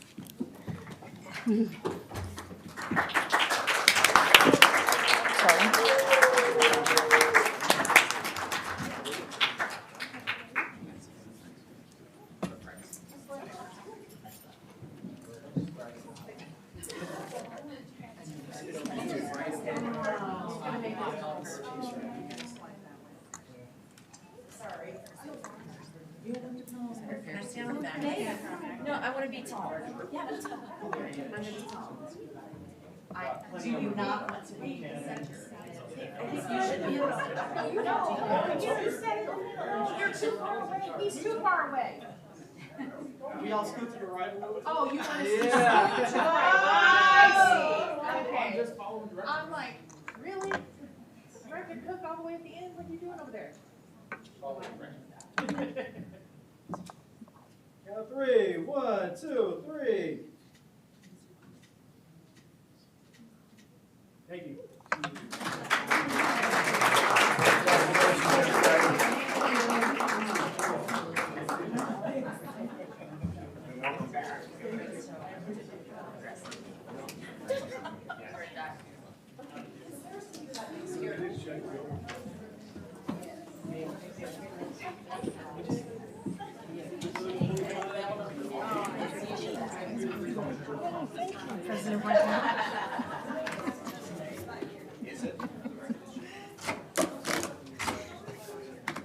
This one doesn't have a hole in the ground. I see that. I see that I don't have a hole in the ground at the other end.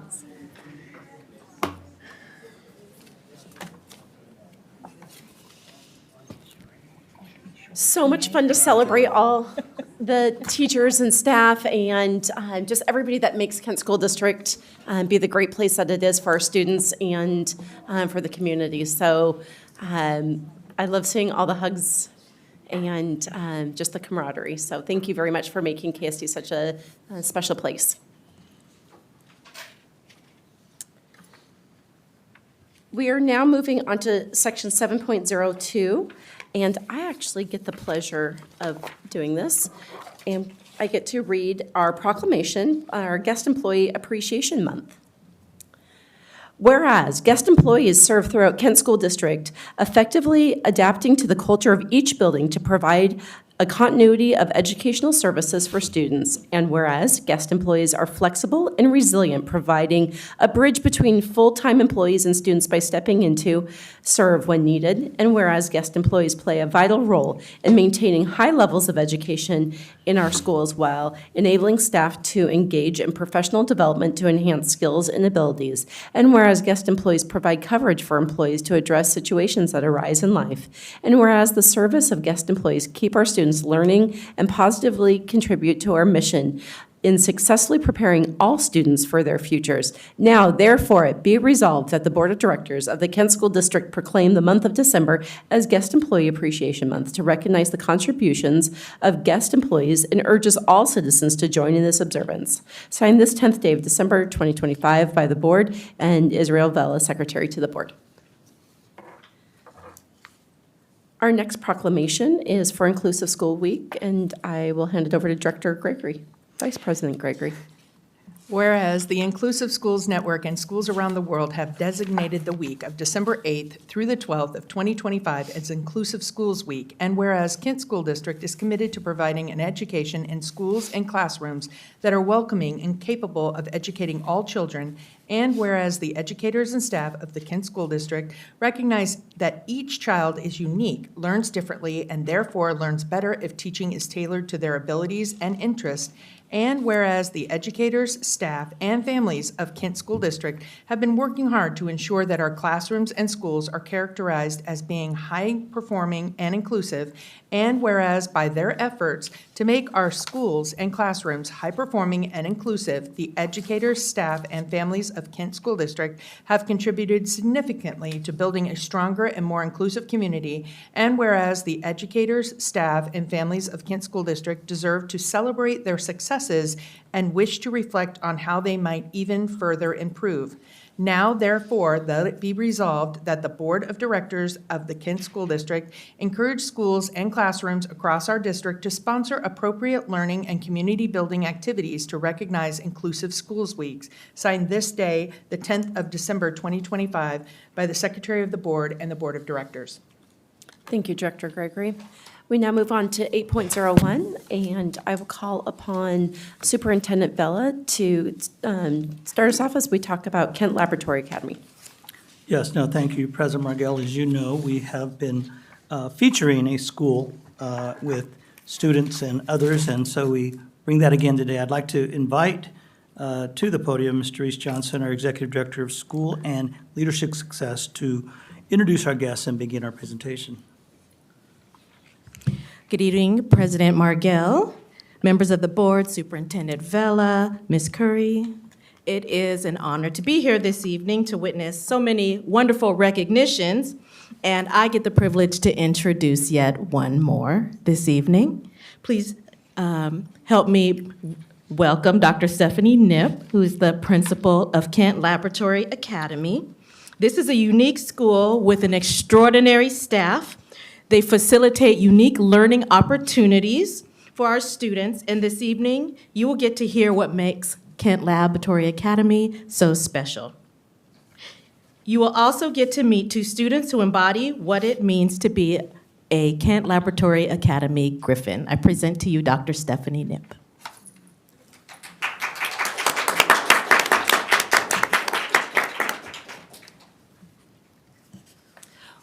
Good evening. President Margell, members of the board, and Superintendent Vela and Ms. Curry. I'm Stephanie Knipp, founding principal of Kent Laboratory Academy. Our team, students, families, and our Dean of the University of Washington-Tacoma of Education, a School of Education, is here to share our school with you tonight. Joining me also are Noreen Balayan, Dean of Academics and Innovation and Multilingual Education teacher, as well as Lorena King, Dean of Culture and Belonging. Today, we'll share with you data, both satellite and street level, through quantitative facts and some qualitative perspectives. Opening a new school is a rare privilege. KLA brought the best of two former academies together, Kent Phoenix and Kent Mountain View. I'd like to take a moment to thank you and our community for supporting the bond that funded the construction of this amazing 62,000 square foot facility with 18 classrooms. We're proud to serve the East Hill and Panther Lake communities. In 2020, our core planning representative team, CPR team, student, staff, parents, and community was formed to breathe life into our new academy. For elementary, middle, and high school students, the CPR team chose our Griffin mascot. This was a blend of the Lions and the Phoenix. Our school colors and epic values: empowered, persevering, integrity, and community. Student voice also helped shape our block schedule and lab school model. A lab school partners with a university to implement innovative practices that benefit students and the community. Our vision is grounded in John Dewey's research of experiential education. KLA pilots district initiatives, including the transition of 6th grade to middle school with supporting courses, block scheduling, standards-based instruction, and a dedicated social-emotional learning and college and career readiness course. We've also field-tested Panorama, the WIDA speaking exam, the high school second step curriculum, travel processes for the district, and the Youth Participatory Action Research, YPAR. This year, Kent Lab was recognized as a state School on the Rise winner by the Association of Washington School Principals and Student Leaders. KLA demographics are moving into alignment with KSD, which is essential for a lab school. Our graphs use KLA colors, Griffin red and gray. At KLA, 63% of our students receive services, and this is higher than the district average. And many of our students are twice exceptional. In KSD, for comparison with this slide, the overall district enrollment in high cap is 12%. District inclusive education is 14%. Overall district low income percentage is 56%. KSD multilingual enrollment is 31%, and students with 504 accommodations in KSD is 2%. Enrollment is by lottery. Anyone can attend KLA. We have no boundaries, and we provide transportation. If openings exist, we hold lotteries each semester. Last year, we had 483 applicants, mostly in elementary and middle school. Our Connect program serves KSD seniors, 12th graders, who are behind in credits, And through an evidence-based blended model, the program has a 99% on-time graduation rate. As a lab school, we implement research-based practices for all learners, including educators. Students take literacy state assessments in grades 3 through 8 and high school. Our instructional focus has increased proficiency and retention over time.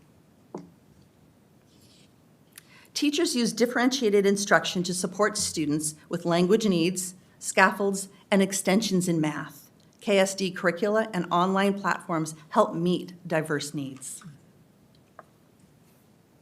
Experiential learning is central to lab schools, especially in science. In this photo, our third grade students have constructed barometers and are taking pressure measurements.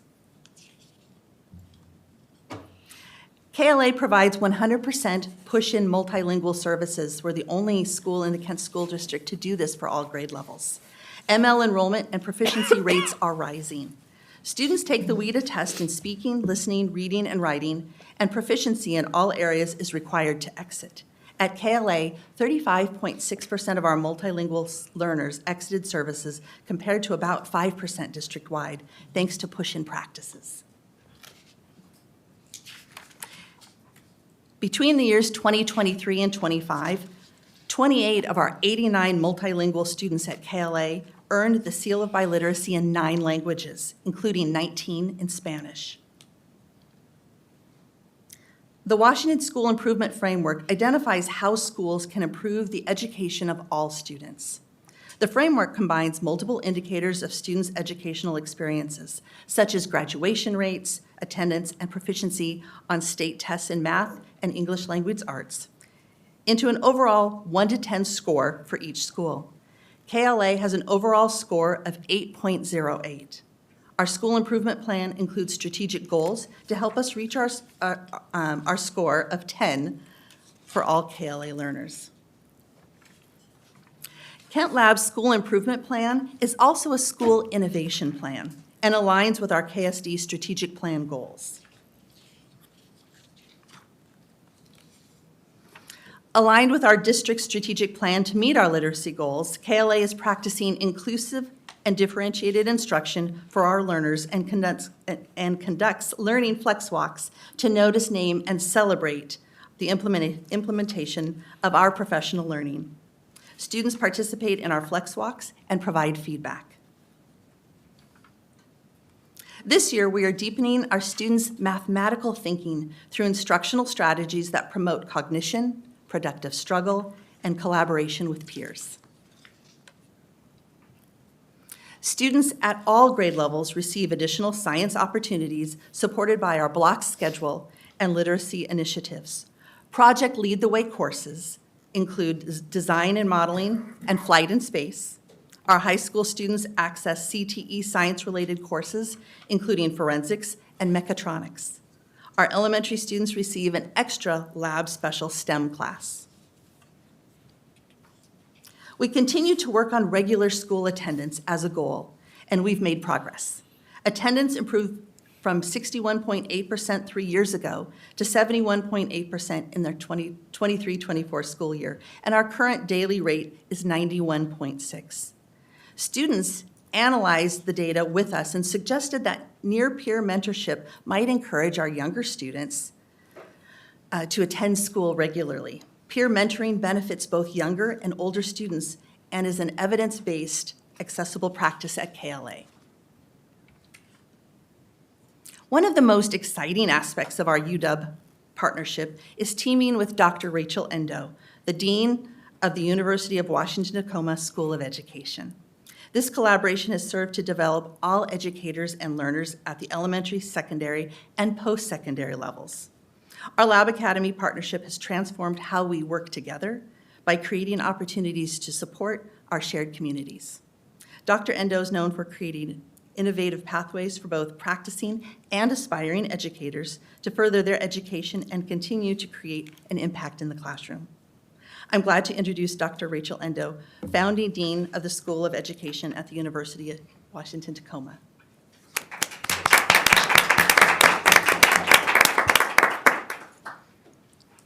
Good evening. Can everyone hear me? As you can tell, my height is probably a growth area. Well, good evening, yes, and good evening to all of you. First, I wanted to say thank you because in these extraordinary times, there's ongoing questions about public education. And as myself being a very proud product of public education from the time I was in kindergarten to 12th grade as a first-generation college student to my PhD, and now at the finest urban serving university in the nation alongside with KLA, public education matters. So thank you. Because if we think about it, the purpose of public education, when we go back to the Common School movement, is to provide universal access to education and to democratize education. I wanted just to share a few remarks about why KLA is truly a national model of equity, excellence, and innovation in education. And I've been around, as many of you know, for many, many, many years in a variety of different universities. This is my 5th university, and I have to say, KLA is the most exceptional school that I've had the part of seeing and witnessing. Going into the building, Dr. Nip and her team, they know students by their names. Students are engaged in learning. In fact, many of the KLA students, they're teaching me about things, as you just saw, in a way that is brilliant. And so I want to just thank, you'll hear from 2 KLA students today, but I especially want to thank the KLA students and your peers, because you know what? You are the future. We are really proud of you because, as you can see, the world seems very chaotic and uncertain. Your brilliance, your commitment to service, your humility, the very essence of who you are, that's what our world needs. And KLA has really been a place where all students are respected and honored, where you can bring your full selves into the space and classroom. And at UW-Tacoma, we have aspiring educators, school psychologists, and school leaders. And you know what? The most important part of their training is getting to interact and learn from the students and also the amazing KLA staff. And last but not least, and this is a little bit of a top secret, all of you are the first to know, it's my great honor and privilege to share with all of you that this spring of 2026, the University of Washington-Tacoma School of Education, we are going to honor KLA as our distinguished K-12 Partner of the Year. Yes. So stay tuned because this is a bit top secret, but I'll end by saying that, again, public education matters. As imperfect as it has been historically, again, my own family, I come from a generation of people who were legally denied citizenship and the right to a universal and quality education. Education must be more than just giving people equal rights to a basic education, but KLA, innovation, rigorous, equitable education matters. So again, thank you to all of you and everyone in the community, and of course to Dr. Nip and her amazing team for making this world such a better place. And finally, again, to the students, we're so proud of you. You're going to do great things.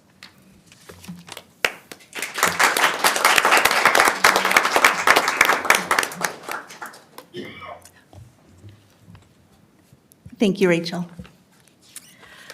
Well, our students are the reason that we are here and why KLA exists. So it's an honor for me to introduce 2 of our amazing sophomores. I'll ask them to both come up, Ekam Singh and Gigi Christensen, and Gigi's going to speak first.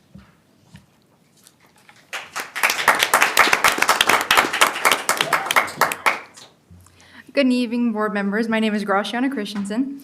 Kent Lab isn't like a traditional school, and that's what makes it so special. I've been here since 3rd grade, and now as a 10th grader, I can say that this community has truly shaped who I am today. Because we're a smaller school, we build real relationships with our teachers and peers. As our school has grown, our opportunities have grown as well. We started our DECA chapter in our annual multicultural night that brings our whole school together to celebrate the cultures and stories that make our community unique. Our block schedule has also made a positive difference. The longer classes provide us a deeper dive into learning, doing hands-on projects, and taking the time we need to practice new skills. All these things, our size, relationships, opportunities, and schedule create a place where students feel seen, supported, and capable. Kent Lab is small, but we thrive because we thrive together. Thank you.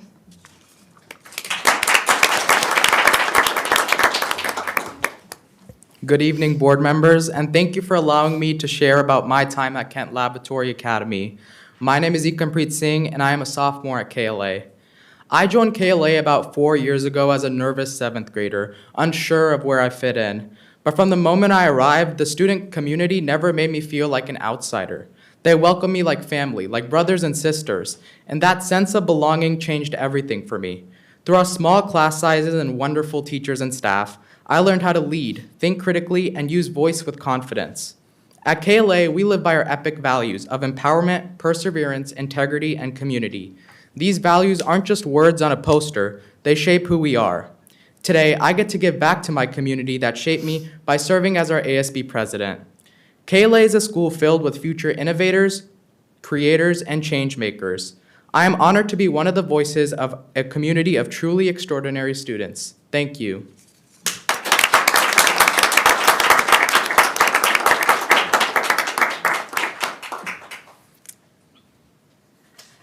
Thank you so much for this opportunity. I would love to recognize our students with some certificates, and then, of course, answer questions if you have those as well. Would you mind, Dr. Nip, if we recognize the students, took a couple pictures with them, and then we can reconvene for questions? Absolutely. That's great. Thank you.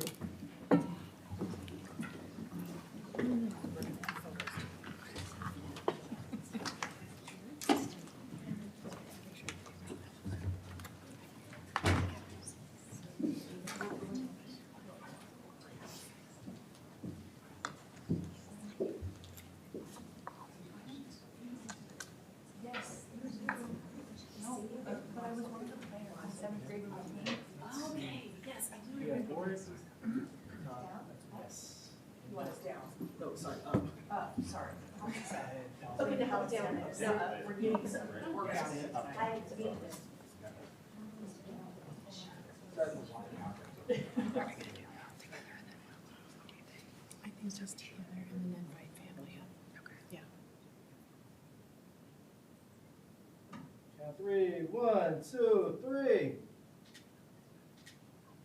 take a couple more. 1, 2, 3. Thank you. And we can invite family up at this time to join in. We have family present.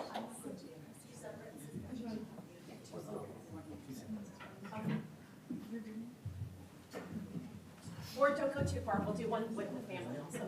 Oh, okay.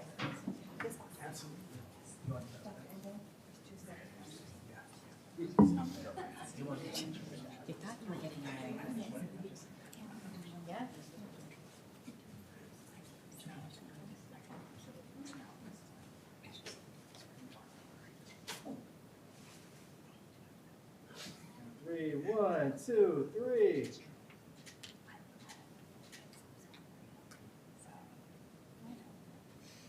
Families.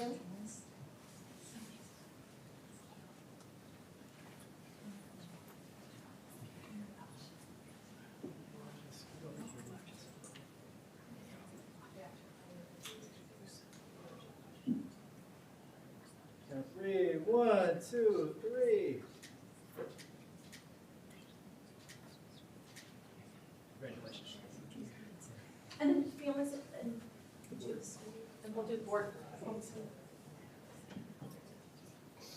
you want to do the board? Yes. Who would love to do it too? All of us together?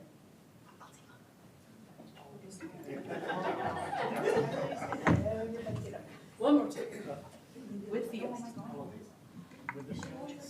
Yes, with family.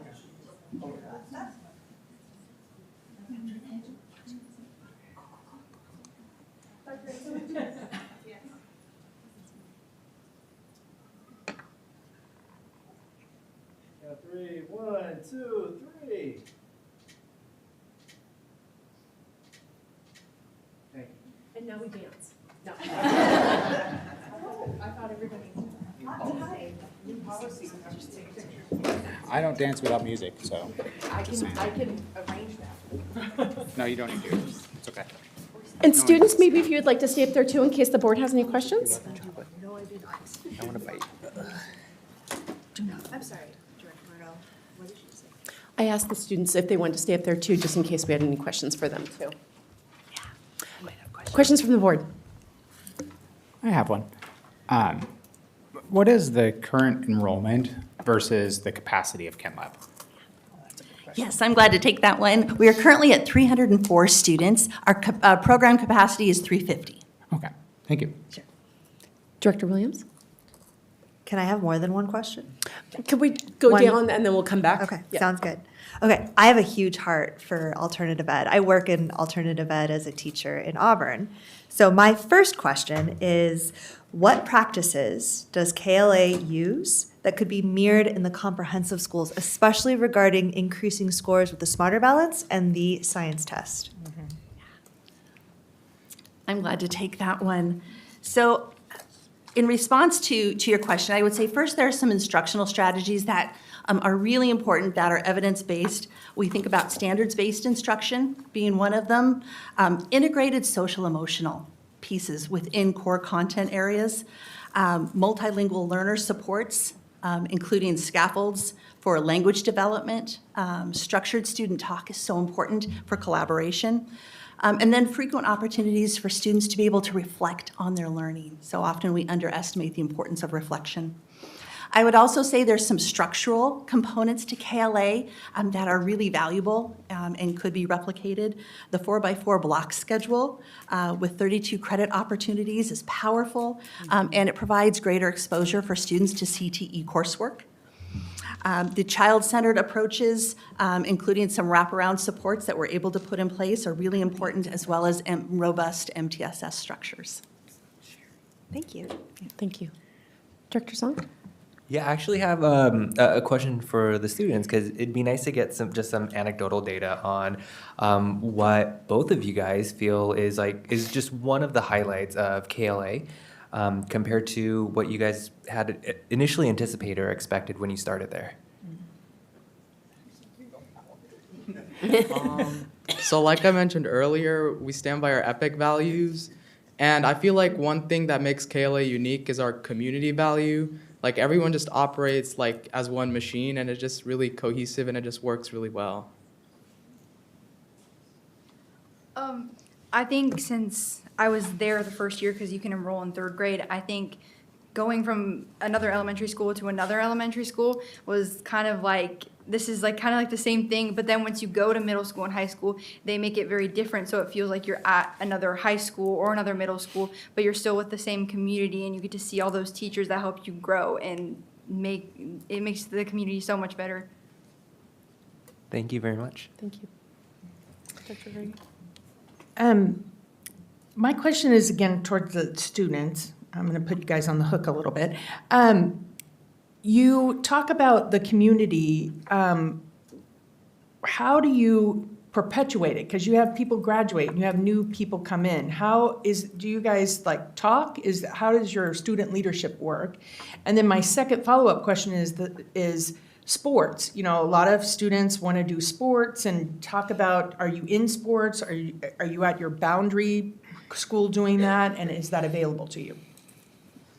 Going off the like leadership and community, I think since it is very like elementary, middle school, and high school, I think because there's so many siblings, because both my younger brothers go, one's in middle school, one's in elementary, so it's kind of like if your friends have siblings or like you have other people that you know from other schools, like you get to see everyone. And just walking in the hallways, you can see a middle schooler, like you can see a sixth grader, or you can see a senior, and it's just kind of like you see them every day, whether you kind of like it or not, you get to see them.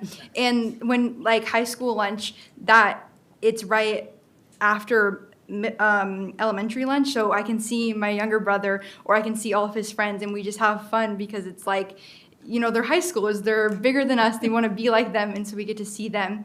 And then also going on the sports, I play soccer at Kentridge, I play club sports too, so I think not having sports at KLA is actually good, because then we get to go make more community at other schools. And then like I've met some of my best friends at Kentridge playing soccer because it's my second year, and I think just having that opportunity to go to different schools to go find other communities and find other friends really helps you like branch out. Yeah, and adding on to that, the community aspect of it, KLA has like a lot of community building activities. I know a notable one that Gigi mentioned earlier was Multicultural Night. So our student council really likes setting up activities that like bring the whole student and school community together, whether that's parents, students, and staff. Everyone just like knows each other. I know someone mentioned earlier that we know each other based on like a first name basis, and that's like a really crucial part to our community. Thank you very much. I had a question about the credit recovery program. I've seen it a little bit, impressed with what I saw, but tonight I heard, and please correct me if I'm wrong, a 99% four-year graduation. That's correct, yes. No, that's incredible. I mean, those are amazing. Tell me about the students that would be in that program and kind of what makes it work. What's so great about this? Absolutely, yeah. I get goosebumps when I get to talk about this because it's so exciting. Yeah. So our Connect program is designed for high school seniors who are not on track to graduate. They come to us from our comprehensive high schools, so students who are realizing, hey, I just don't have enough time within my semester to be able to get the classes completed that I need to have to graduate. So they can come to Kent Lab, their choice if they want to come, and then we meet with them. We create a program that's designed for them and their needs, and they understand here's what it's going to take to get you across the finish line. We have a wraparound team that works with students academically. Many of our teachers who are teaching high school classes have a special period where they can come in and they're working to provide areas, support within their subject areas to assist students. And students then, this is the really exciting part, if they complete the courses that they need to graduate, by spring, they can actually enroll in Running Start and begin taking college classes. So students who initially come to us who are not on track to graduate and are considering dropping out of school or will need more time to complete, come, not only do they get to be high school graduates, but then they get to see themselves as a college student, right? They're accessing Running Start courses. So we effectively get to change the trajectory of their educational experience, and that's really exciting. And we do have a 99% success rate with the program. It's incredible. Dr. Cook? So my next question is, how many out-of-district students do we currently have attending Kent Laboratory Academy? So we have about 26 out-of-district students who are currently enrolled. And often students who have been with us, their family may have moved outside of the district, they can continue. And we do give a priority enrollment through lottery only, but for siblings. So, some of our students mentioned having siblings, and that's a priority, is keeping families together. Do you know, is that the majority of students that are students that have moved and then are still attending, or is it, I don't know if you know the numbers on that? Yeah, I don't have that specific number for you. Thank you. Dr. Williams? So in your SIP, you mentioned you had your math goal, and I was wondering how staff feel the book study you guys have been doing, building thinking classrooms in mathematics. How has that increased math mastery in classrooms? So what we're seeing so far is exciting, not just for math, but we actually are using the same strategies in all of our content areas. So really, when you're thinking about defronting a classroom, that's not just specific to math, although it's very helpful, but it's really around centering students in the work and engaging in a thick task, which is something that's going to be meaty that all students can have access to for mathematics, but also in other content areas as well. Our teachers are using a lot of the vertical spaces for learning, and we have students that are working on whiteboards, sharing their learning, and the teacher gets to see that vertical learning. It's amazing what it means to take something that you're doing on a horizontal plane and putting it upright, and suddenly students are looking at that, sharing their work, and then teachers are able to see where their students are at. Thank you. Yeah, so there's so many highlights that we were able to hear about tonight. If you had to just pick one area where you personally would want to, I guess, put a little bit more focus or emphasis on, which one of those areas would you choose? So are you referencing our SIP plan or goals, Just or just all in of it general? collectively. Like if you could just put more attention to one of these areas, which one would you choose? That's a great question. I would say that culture and climate is most important. And so I would say that's a priority always, and it's something that you have to tend and feed. So when I think about the importance of creating a welcoming environment for all students, that's priority one. Thank you. Question. Actually, that led right into my question, is I think one of the things I've noticed is no matter how much we want to improve test scores and graduation rates and all those very important things, to me, it all comes back to students feeling a sense of belonging and having that connection with teachers. And I heard both of your students today specifically talk about that. Tell me, is there any tangible lessons that you've seen at KALA that you could see that really make a difference in that if you were taking it on a road show, what you would share? I agree fully with you that creating a welcoming environment, a place where students see themselves belonging, is so important. Our staff gets to know students individually as people, as whole people, and that's really important. And connecting with families, listening to what their needs and their concerns are. Often families come to KLA because their perception is that something isn't working well elsewhere for their child. And so really acknowledging what is that, and then reflecting on what are we doing to meet the needs of their children. So I think that's a really important part of creating that environment. Thank you. So my next question is, do we provide transportation for students to KLA? And then also, do we provide that same transportation for students to get to extracurriculars? Great question. Yes, we have transportation for students. We cover 75 square miles, so our students are all over the district. Families they get their children to like a pickup location. Typically, they're our middle schools, and that's reasonable. In that we have middle schools all across the district. So we pick up from there. Students then come to KLA, and if the buses drop off at their boundary schools, and often that is the case, we can arrange for transportation to their boundary schools so they can participate in those extracurricular activities. Even though we don't have those exclusively like sports teams at KLA, students can participate in their boundary schools. And we do have ASB activities as well for our kids. Is there any, sorry, just a quick follow-up.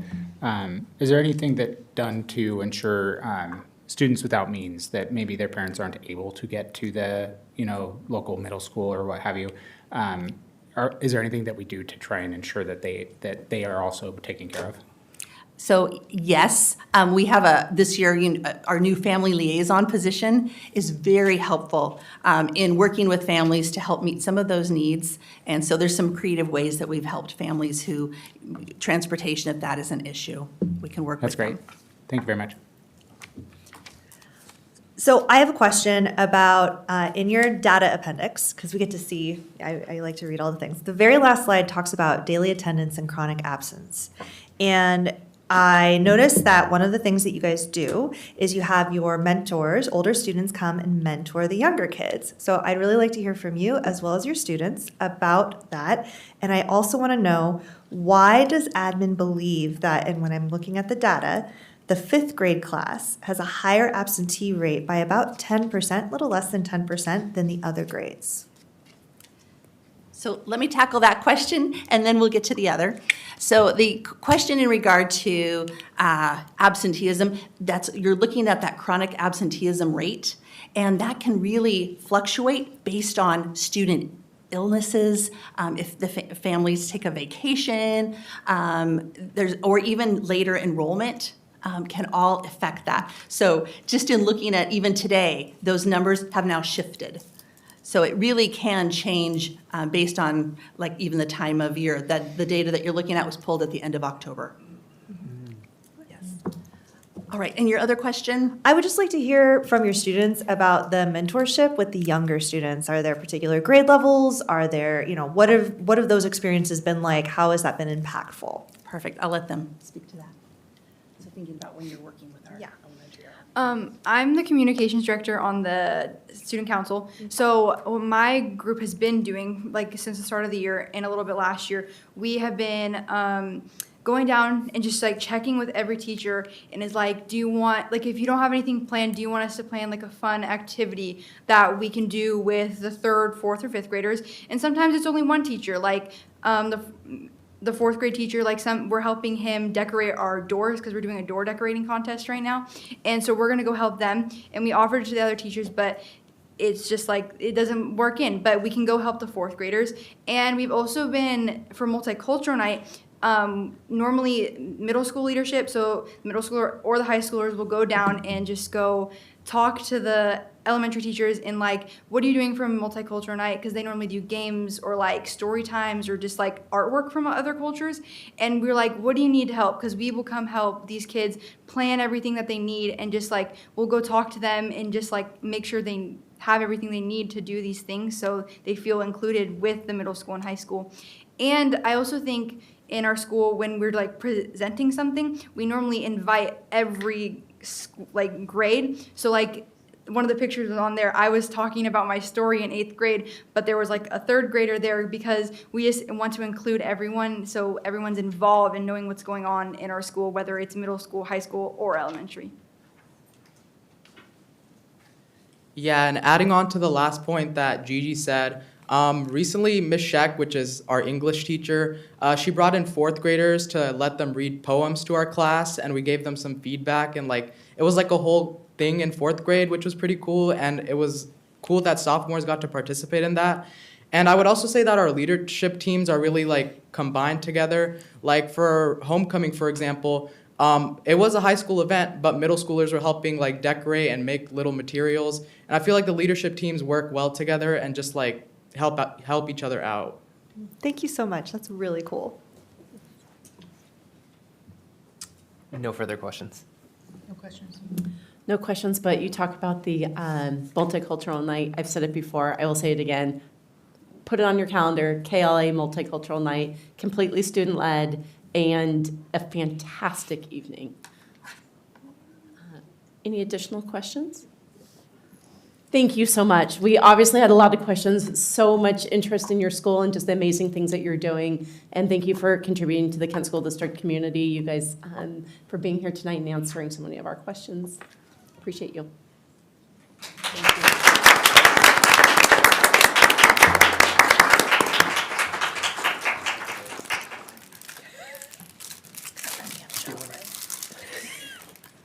Our next section is 8.02, Safety Services. Again, I call upon Superintendent Vella. Thank you, President Margell. That was a wonderful presentation. Great questions also. Great to learn more and more about KLA, and I welcome you to visit with me, as I know many of you have visited with me before. So thank you so much to our students, our families, and our staff and administration. Appreciate that. I'd like to now invite up to the podium both our Executive Director of Operations and our Assistant Director of Safety Services up to the podium to begin our presentation.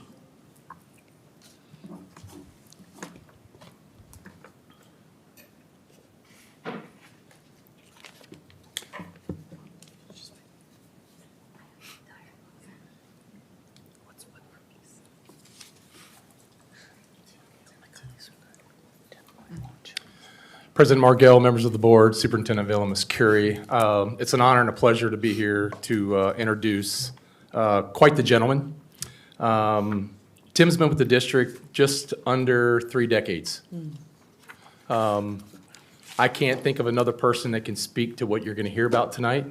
And without further ado, please welcome Mr. Tim Kovich. Thank you for that.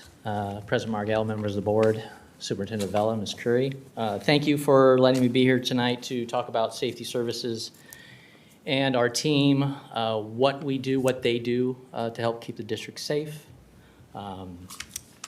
And we'll go ahead and begin. Me. All right, the safety services mission, our purpose, with District Safety Service Program is to improve school safety and the educational climate, cultivate student success and social responsibility, provide operational supports and emergency response, which is a daily interaction and function that we definitely do, to successfully preparing all the students for their futures. This mission was developed working with our team several years ago to figure out what's important to them, what do they think that they do, and that impact with the students. And so this was directly came from their voice. Our team, it consists of 19 safety officers, campus safety officers, that are 9-month employees. They are located out at the secondary schools, middle schools, high schools, and our academy that just had a wonderful presentation tonight. And our officer, Kurt Newton, is sitting over there in the corner. Hi, Kurt.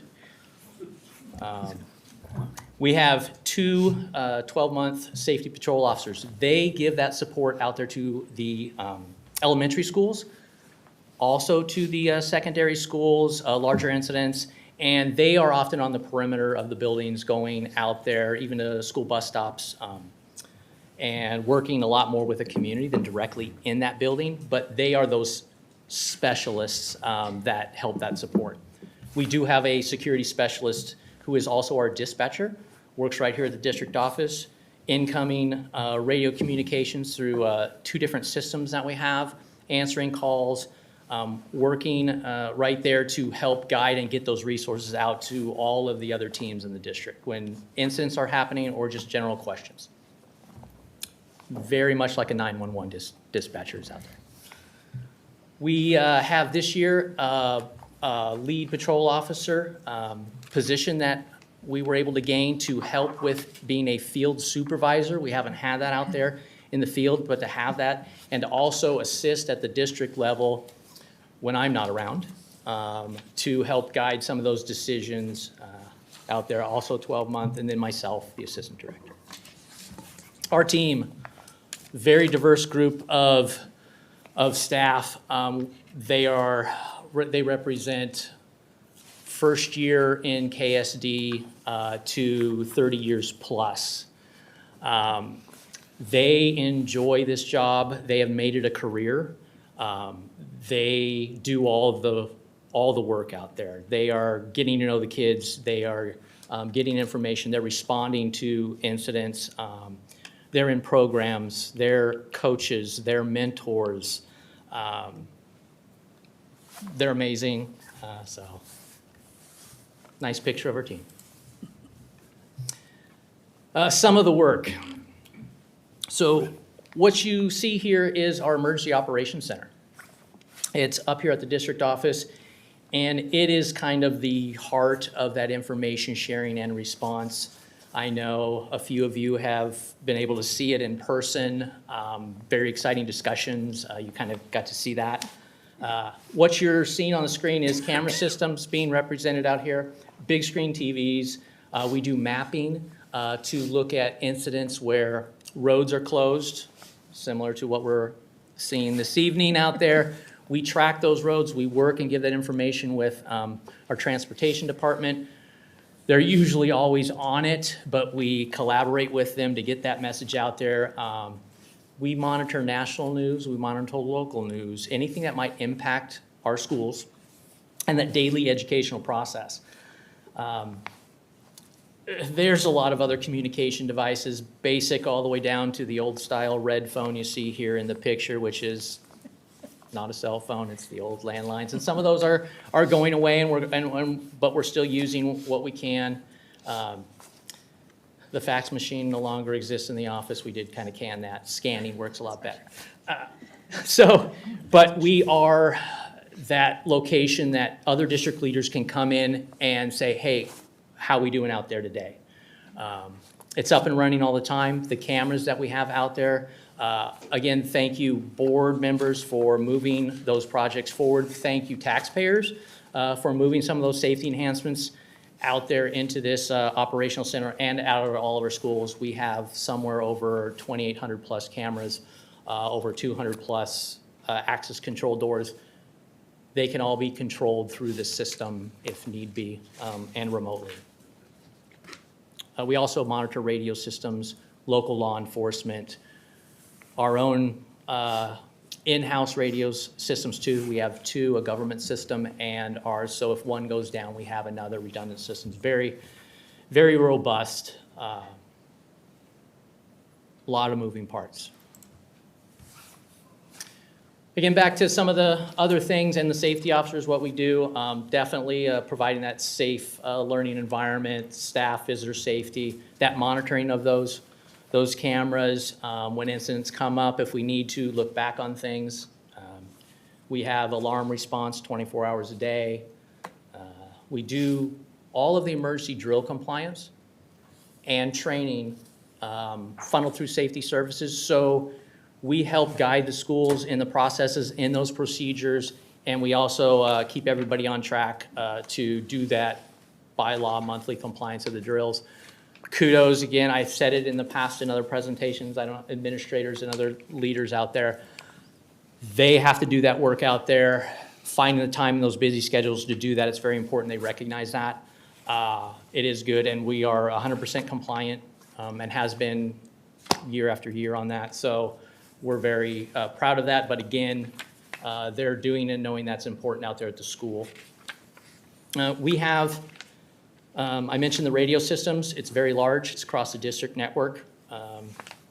It's great. We have to maintain that. Again, that was support and something that you did approve as board members. Those have been here for a little while. Recognize that that needed to be a consistent model out there for schools, and we should also be FCC compliant and making sure that we're not violating any laws, and these systems are working well. We have a patrol vehicle fleet. We have about 9 patrol vehicles out there. They are designed to be toolboxes for response equipment, and I'll touch base on what that looks like in a minute. We have a great relationship with our local law enforcement partners. Currently, we contract 2 officers to be school resource officers with the City of Kent. Chief Padilla down there and the mayor, kudos, great again. They recognize that that collaboration, that support is needed to be part of the community, be part of our environment. Again, we rely on them for training and other pieces to that. And then the officers, again, back to them, the clubs, the coaching, that really helps down, that breaks down that walls, those mentorship things. And that's how we can often get ahead of many things that might be occurring, and kids share and feel comfortable in having conversations with their officers. They get to know them and they share. And if it wasn't for that, we would not know about the majority of things that we come across to keep the kids safe. So that's a great thing that they do. I mentioned the camera systems. I bring this up again. In that development and planning with working with law enforcement and other things, we've also started to move some of the cameras so that we can see those outer areas instead of just the building itself. We see some of those areas on the perimeters, the intersections nearby a school, the walking routes for kids. This has really worked well as we start to move through the inclement weather planning, because we get a quick snapshot around the district. I've given the teams kudos before, Wade, Dave, other people. They wake up early in the morning, long hours at night to get the best informed decision, information to help the team and Superintendent Vela come up with what's today going to look like. And it's a lot of people, a lot of moving parts. This is one of those things that we're able to get that information out because we can look at this bigger snapshot. It's really good. And again, good job, team. There's been some changes the last few years. I've brought it up to some of the members here before. There is now state-driven training that didn't used to be there, put on by the Puget Sound ESD in our area. The ESD's OSPI has moved that forward, and there's a lot of topics so that all safety officers have a good understanding of what it's like to work in schools. A lot of those are tailored for that environment instead of just like a police environment. We're with kids every single day. We're going to see them tomorrow. Having that same language and understanding that teachers do and working in those teams for that. But we also rely on, for training, like I said, our local law enforcement, first responders. They are always sharing with us. They learn a lot from us too. They come into our buildings and help. I know we recently did a Stop the Bleed training with King County, and we brought school nurses in on that to help address some of those, similar to like AED training and different things like that. I'll show a few slides that talks a little bit more. And we, in Kent School District, it's been a long tradition to, because of the specialized type of work that we do, we have an annual training academy just before school starts in August. And our team comes together and we have specialized training in this, get everybody, new hires, what it may be. The 9-month employees get to have a little bit of break. So we kind of do a little bit of a refresher and get it going again. It's a great time. Some of those solutions, mentioning the vehicles. These are a couple slides of this mobile command type center. These vehicles are equipped with lots of things. Again, AED response, mapping boards. An administrator, we can pull this up at a school. An administrator can have this and equipment and mapping things to work with the other agencies if need be, to work with other staff. And back to the district office where we have these consolidated locations. The nice vehicle represented here is a recent purchase that, again, the boards did. We had to rotate pieces of our fleet. They get old. It costs more to keep them running than it does. So thank you again for that. And some of the bleeding control kits mentioned is the slide all the way over on the other side here. We received a lot of those because of a program that came out of King County. They put them out to all schools. They put them out in public areas. And they also provided some training that goes with that. That's an ongoing program that we help facilitate and get that out there. Of course, it's all for the student, staff, and the community. Keep them safe and move them towards graduation and onward. Measuring success. That's often difficult with our team. Sometimes it's very simple interactions, getting to know a student, things like that. But when it comes to some data and some things, these are some categories that represent the most common things, and they're generalized. What you see here is 5 years of data under the categories of assaults, fights, drugs and alcohol, tobacco, weapons, and property crimes.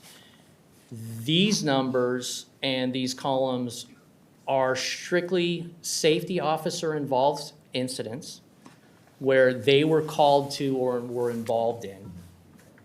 And discipline was there was some form of discipline after the event. So it's not all discipline data. That lives somewhere else. We are intentionally brought out of the, quote, discipline process, even though we're a factor in a team that does that. We do not administer that discipline. So this is what is represented in what goes in up to OSPI as a requirement under the category I just kind of mentioned to you. So it's very specific to what they're getting. We've had some trends over the years. Oh, sorry, forgot to mention. The 25-26 line is we'll call it the bright blue line all the way over on your right. It only is represented up to, I believe it's 11-13 of the month when I pulled the data to make the charts. So that's how far we are in this school year. But we have some trends that did go up in assaults. We've had some fluctuation in others. Some have been trending down. And I won't go every number with every column, but basically some of the way the trends work can ebb and flow. They ebb and flow in the year. We see that with other types of discipline data that is not represented here, but Kids come in and it's brand new, it's this, sometimes clicks are formed, they start to get comfortable. We start to have some truancy issues or some other things, and there's an increase that comes in, and then we also see it sometimes after testing in springtime, we see kind of this freedom and this other stuff, and kids start to branch off and do that. We try to get ahead of that. We recognize that. Sometimes we can't prevent it all, but we're there and we hope that the support we can give, but we do track that. So in comparison to this time last year being the blue line, this year being the red line, some things in these categories are very, very close. We're almost even. An example, I believe in this one is, like the assaults, for example, I believe last year we were around 17 by date, and we're at 21. It's pretty close. The exact reason why we have that difference is kind of, I don't have a really good answer. Student behavior is difficult to judge on that, because often we're responding to that when it's active. Fights are very, very much the same, but we did have a downward tick there. Drugs and alcohol, again, down. Tobacco, we call tobacco. We're also talking about vape and things like that. Weapons, we are down in the property crimes. We are down. So, but not by much. It's just a little bit. We're just getting into the year. So, and any questions?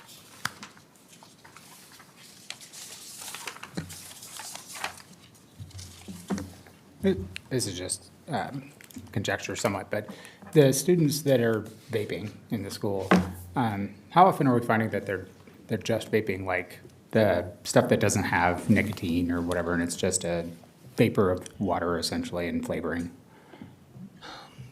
It is hard to tell. We do run into situations where we've had a pilot in the past. There's still some active devices with vape detectors.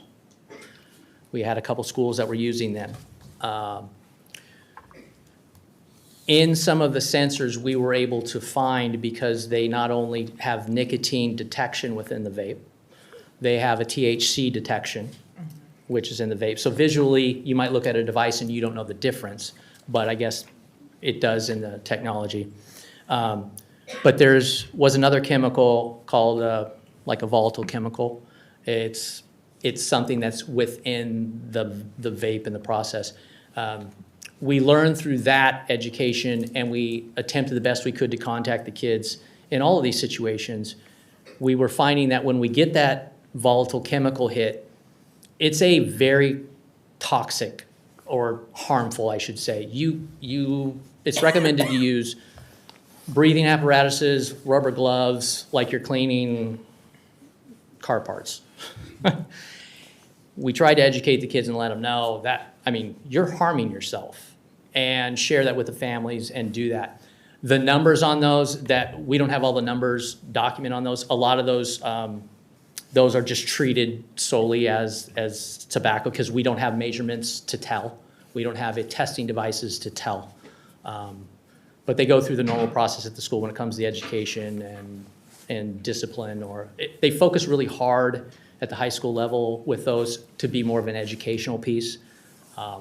Trying to do a lot more at the middle school and sometimes elementary, because they're just getting into it. So kind of answered a little bit more than. Thank you.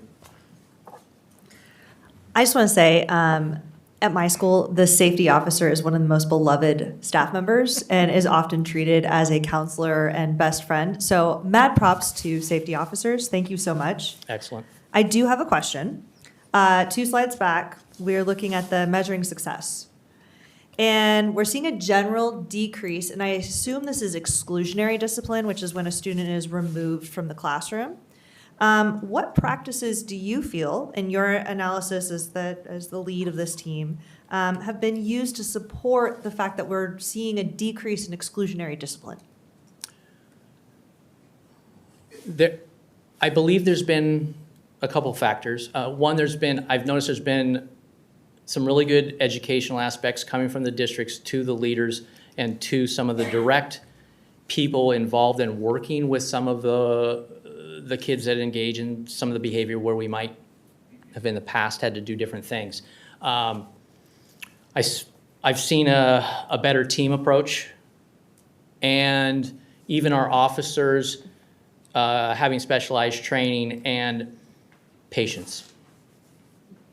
I think that's probably one of the number one things. They have to spend all of the time all day, and it's okay to spend all of the time all day, because I think I mentioned before, the kids are going to come back. It's not like a police officer on the street that has to run to another call all the time. We can be involved in a lot more, and they get to learn a lot more. And so I would go back to that. I mean, again, the district has done a lot, and I've seen that change over time. And so continuing that process to as many people to know and not just get frustrated. So what I'm hearing you say is that the relationships that are developed between our security officers and our students are absolutely critical for the success that we see in this data. Is that? Yes, I will go with that. Okay. I agree with you. I'm just summarizing Yes. what I'm hearing. Yes. Thank you. Yes. Dr. Song? Yeah, no, the operations was amazing to watch. It was really cool over the summer when we got to have that tour to see you guys navigating all the resources that we have. So again, applauds to you guys. One of the things that comes to mind when we're looking at student interventions and supports, going back to your slide about the trainings, is KSD also participating in the mental health first aid training for school-based mental health? I'm not sure, but I do know that is some of the titles you mentioned, and I believe some of the similar type of training is part of the 13 topics of direct training that comes from Puget Sound, ESD, in that required training. I think it's very similar, but the training on the specific day, I'm going to say probably not right now. I don't have all the information on that. Yeah, no worries. I just know a few schools are participating. I didn't know if KSD was one of those. Sometimes my officers say, hey, I just did this. And I was part of that because I'm part of that group. And they sent me to it. I'm like, amazing. But I don't know about that. Thank you. I would like to say thank you for letting, because Director Song and I went together. We saw and we got to see and experience, and we got to see the cars, and it's awesome. I do appreciate you explaining why we had to go to Ocean Shores to get our vehicles, because I wanted a trip to the ocean, and that was a negative, and they shipped them here. It's a requirement of law that we buy them from Ocean Shores, Washington. I just want to, not Ocean Shores, Ocean. Longview. Long Beach. Sorry, it's in Long Beach. It's not Ocean Shores. I do want to compliment the staff. I have been on numerous school tours. I'm sure Director Cook can also attest to this. We see the interaction of a safety officer with the school. They're learning the new lingo. They got the new, I don't know what they were doing. I was like, what is that? Some new handshake thing they were doing at Mill Creek. I'm like, I need to be in. But I have to compliment the entire staff. And I also have to say, you're always calm, even when something's going down. We've had, lockdowns, numerous lockdowns. It's like a steady rock. And I truly appreciate that because it translates to the kids. Great to hear. Kudos. Thanks. Thank you very much for your team and the presentation tonight. I would love, my one question is just, could you elaborate a little bit more about the interaction between the community resource officers from City of Kent? I believe we also used to have one from City of Covington. We did. So we had a contract City of Covington officer who was an employee through King County. And we also had unincorporated out at, so Kentwood and Kent Lake High School had those contracts. They could not continue to fulfill those several years ago, staffing shortage, things like that, and they were slowly doing a build. So we still work on a regular basis with those agencies in those areas constantly. And I mentioned one of the trainings was a connection with one of the King County officers that we did free of charge. They want to come in and help. So that is a great thing that we do. I consistently communicate with the Chief of Covington, inform them of things that are going on, let them know of something that might have occurred. They will send an officer to be in the area just as a precaution. It's a nice phone call to have. They know that we're all connected. Our contract right now with the City of Kent, again, so we have a officer that primarily works with Kent Meridian High School, Canyon Ridge, Mill Creek, Top, and that area, but also goes to all of the other schools that are within that generalized area. We have another one that has a focus up at Kent Ridge High School, Meridian Middle. We'll go to others for more serious situations, areas that are just on the outside and edges, because we start getting closer to Renton and into King County. But they work with our entire team, and they will even go way out east if need be. But again, there are training facilitators too. They help with our de-escalation training, our use of force training, driving training. So it's great. And we also contract with a commander level liaison with the City of Kent for higher level communications, working with them. And they are the backbone behind our graduation. Yes. What you see out there and all that working, that planning. I might have mentioned many years ago, they even call Chicago, which is the hub for the trains, to try and slow the trains down in the City of Kent to help keep everybody safe. Try not to have any large programming going on over at Kent Station so that families can go and eat and not be impacted by a whole nother event. So they try and coordinate all of those aspects when that happens on the day. It's a big haul. That's great. So I hear close ties with our CROs. They particularly are focused on those schools because those are within the City of Kent limits, and that's why those schools are chosen. And then if I'm correct in this one, the other high schools and middle schools have been offset with additional safety services staff. Thank you for that. Yes, and teams in here, yourself, are a direct cause of working with the City of Covington through several city council meetings of trying to come up with a creative way of getting that resource that the King County and the city couldn't. You help focus the funds that we were spending and holding for those positions. We put those into safety officers that can be directly at the schools, and also to help backfill outages that it's not easy. We can't just call up for a sub. We don't have that pool, and that is a very difficult ask. And to have that addition, Fa's in the background. Can you raise your hand, Fa? At the door. And Fa is one of our Kentwood third officer hires. So,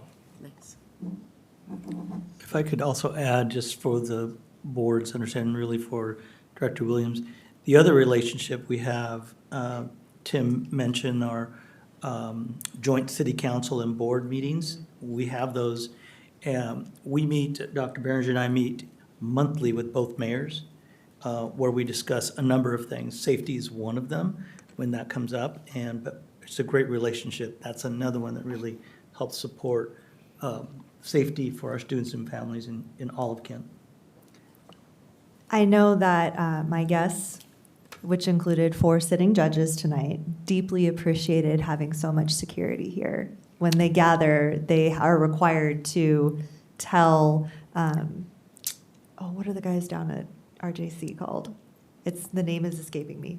But the security down there, they have to tell them when they're all going to be in the same spot. So I know they appreciated having you guys here tonight. oh, thank you. I had a quick question. Just on the vaping and smoking and that sort of stuff issue, how long have you been working in security services? 1996. Okay. Here in Kent? Here in Wow. Kent. Impressive. That's It's a very great impressive. place to work. I guess it must be. I was wondering, because I graduated in '99 from Kent Lake High School, and I do not remember having the issues with this as much as they seem to be today. Have you noticed a trend that it's going up? Is it going down? Is it just been the same this whole time? There are pieces to that.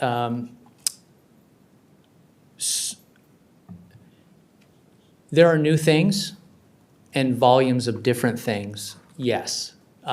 Increases, it's not an apples to apples. Things have changed, opinions have changed in the community. Marijuana is now like beer. It used to be looked at differently. The parent's viewpoint on something to that can be different because of that. It's not as Doesn't have big of a stigma. deal. Yeah. That's, yes, correct, in that kind of discussion. So you see that with different families and things like that. Smoking has always been around. There's always been songs since I can remember, out smoking in the boys' room, whatever. So that happening in those locations, that's always happened. And it's, with some of our technology, with some of our cameras, it's harder to do things because you can be seen. So you get a different take on where that might be occurring or what's happening. I think much like in the news, we have seen younger ages doing things that seem more severe, more violent crimes, more other things like that. We've come across that in those conversations. That seems to be different from when I remember starting. But the interest in the education when those things come up and the interest in trying to solve that and find some work around it has been consistent at just about every school I've either worked at or superintendent I've worked at, that the importance in looking at that and addressing it. I have not seen a change in Kent with pushing that aside. There's always been an interest in that, in safety services and working towards solutions. As you said that, it made me think of our students that we've had here. And every time that we have students here just about, and they provide public comment, they talk about the closing of bathrooms. That's something that, as a student in Kent, both at Kentwood and at Kent Lake when I was here, I never experienced. I never experienced a bathroom being locked up or closed so that people couldn't use it on a regular basis like that. Of course, there were situations where something was broken or what have you. Is that something that is being done from a security standpoint? Do we think that that's that the reason for that we are doing those things? Because they seem to keep bringing it up, so it must still be the case. So if that's the case, is it being directed from security? Like is the security saying we need to close these because it's a security problem?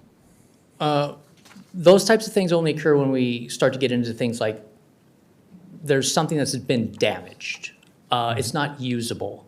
That's typically when the closure happens for repair or something like that. There are areas within buildings that there's no need to have one in one location because the building's not being used, so they focus another area to do that, so they can also then monitor some of these problems and other things that come up. I don't remember prior to COVID the interest in hanging out in a bathroom in the fashion that the students have evolved to doing as more of that kind of catch-all location. And I don't remember that prior as much. And then we had the vicious TikTok nationwide damage your bathroom and post it on which caused a year of pain because of that, which we had to find creative ways to address. And that has had an ebb and flow with it. But closures directed for safety, those are are rare. It's usually a management type thing, and what can we facilitate in that monitoring, trying to have that space. I listened to some of the kids in some of the other discussions, trying to come up with creative ways to have these locations to go to. If it's not the bathroom, is it something else? I know we've had those discussions up here. But no, I mean, we're always working with the team. If we had to, there's usually good, valid reasons, and it's often temporary. Okay, the reason that I talk about it a little bit is because, I have a son that's at one of our high schools. And when I talk to him about it, he's told me every time I ask him that it's always closed. At least the ones that he's talking about. And I don't want to get into the weeds as far as like specifically where he goes to school or which bathrooms they are or anything like that. And maybe this is more of a question for Superintendent Vela. I think we're still needing to address this. Our students, when they come and talk to us, it's, I would say, number one on their minds. Like every time they come, that it seems to be the thing that they bring up the very most. And I feel like we have not addressed it. And I think that likely leads to our students feeling like we are not taking them seriously when they bring things to us. And so would it be possible for us to have maybe a work session or something along those lines where we could invite both, student leaders from the different schools as well as, administrators and stuff from those schools to then discuss that and try and figure out how we move forward in a way that students feel like their voice is heard and administrators feel like they still have control over their building. That's kind of where I'm at with that. Certainly take that into consideration. As you know, we've had that work session before, and we actually had board member visits to schools. So definitely I'll look into that, and maybe a follow-up type thing, see what our data actually says of, is it really still happening? Where is it? Where are we from the last time that we did our visit? So I want to focus on especially the students though, like that if we don't get administrators to come, I'm okay with that, but I would like for us to actually engage directly with our students, because when they come and provide public comment, but we don't engage with them then. And so we can't have that dialogue where we say, this is what we hear, this is what we see. What are you seeing that's different about that? And how can we work together to mitigate that? And so I think it's vitally important that we work to get students brought in. definitely would not leave them out, as we did with our cell phone policy and Thank you. a number of other things that we've done. So thank you. Okay. Thank you, Mr. Thank you very much. Thank you very much. We now, we are not having a legislative report tonight, so this is the last moment to get any comment cards into the beautiful blue box. Seeing nobody running towards the blue box, we are going to move on to 9.01, the superintendent report. Superintendent Vela. Thank you, President Margell. Tonight, I'd like to focus on some celebrations and also some thank yous, if I may. The first, as a celebration, our Kent Ridge Unified Robotics Team placed first at state. That's just wonderful for those of you. Yes, absolutely. They sent, I believe, 4 incredible teams to the state competition, and each of them showcased creativity, perseverance, and teamwork. I think we had a total of 14 students that participated at state. Specifically, Team Diabolical Bubbles won first place. Yes, Diabolical Bubbles. First place overall, and were declared state champions. So awesome, awesome. Yes. I'd also like to thank our Metropolitan King County Council. Been working with them for quite some time, and for approving a 26-27 budget for our 5th grade outdoor education program, and specifically approval of a grant of $560,000 that will help us fund a camp experience for the 26-27 school year. So a specific thank you to Metropolitan King County Council.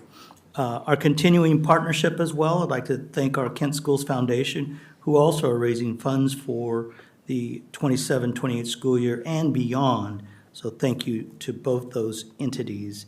I'd like to specifically thank our Kent Educators of Color Network. They attended, I think it was a panel of 5 or 6, attended one of our last leadership meeting last week, and provided insights to our leadership team specifically around Goal 4. And that's part of our strategic plan, which is, as a reminder, investing in a diverse workforce and inclusive workplace cultures. The conversations that we had, the reflections that they were able to share with all of my team was just beneficial, and we look forward to continuing our work together in specifically around Goal 4. As far as school visits, number of I'll save for our next time together, but specifically want to thank Principal Lee at East Hill Elementary and Principal Wood, Carriage Crest Elementary, most recently visits that I had. I was able to stop by and also thank their office staff for all the work they do. If you haven't been in an office just before the break, winter break, or the end of school, but specifically, they need a little pick-me-up, a little chocolate. And so I was able to hopefully brighten their day with some chocolate last week in those 2 schools. I also want to thank Mother Africa. We had a superintendent's chat. Recall last year we had 5. We have continued that. But we're going out into our diverse communities. And we were most recently at Centro Endu. We had over 30 people. In Mother Africa, we did actually a Zoom meeting. Is at noon, where many of our community partners and families could actually attend either at lunchtime or so, but that was in working with Mother Africa. Over 45 people attended that. It was just fantastic. My team is busy following up with them on questions they asked. They asked questions about highly capable program, questions about Running Start, questions about access. It was just wonderful to be able to do that during that chat. I also want to thank our board. As you know, our recent WASDA conference, and for our community, we hold our WASDA conference for our board and superintendent teams in Eastern Washington and Western Washington. It switches each time. And I wanted to thank our board for those who could attend at different times. The conference is set up so there are sessions that are offered not only for onboarding, but at different times so that we're able to access what we need, whether we're a new board member, new superintendent, or veteran superintendent, and their teams. Thank you for those of you who were able and did attend. I wanted to give another budget update for our community, and that on our December 3rd board work session, you received a detailed presentation about the significant budget challenges that we're facing. And by the way, we're not alone around the state, and I would argue across the country. I take this moment to reiterate the key takeaways from that presentation and reinforce my commitment to transparency and collaboration. It's important that we continue to keep these realities front and center as we work together to make informed student-centered decisions for our future. Key points included the following: a projected $35 million for the shortfall for the 26-27 school year. Paid family medical leave premiums that we shared have more than doubled since 2021. These are impacting more than just Kent School District, but others. Workers' compensation costs that are projected to rise by $3 million. Enrollment decline, not only just in the Kent School District, statewide. State funding that is not meeting the rising costs, creating structural deficits without action. This deficit will deplete our ending fund balance if we don't work together to look toward the future for our kids. A proposed bill that would require every school district to maintain, and I brought this up at our work session, I believe, maintain a minimum ending fund balance of 8.5%. So that's, I look forward to attending going to Olympia with Director Song and talking to some representatives about that. More importantly, what we're going to be doing together to help support education funding.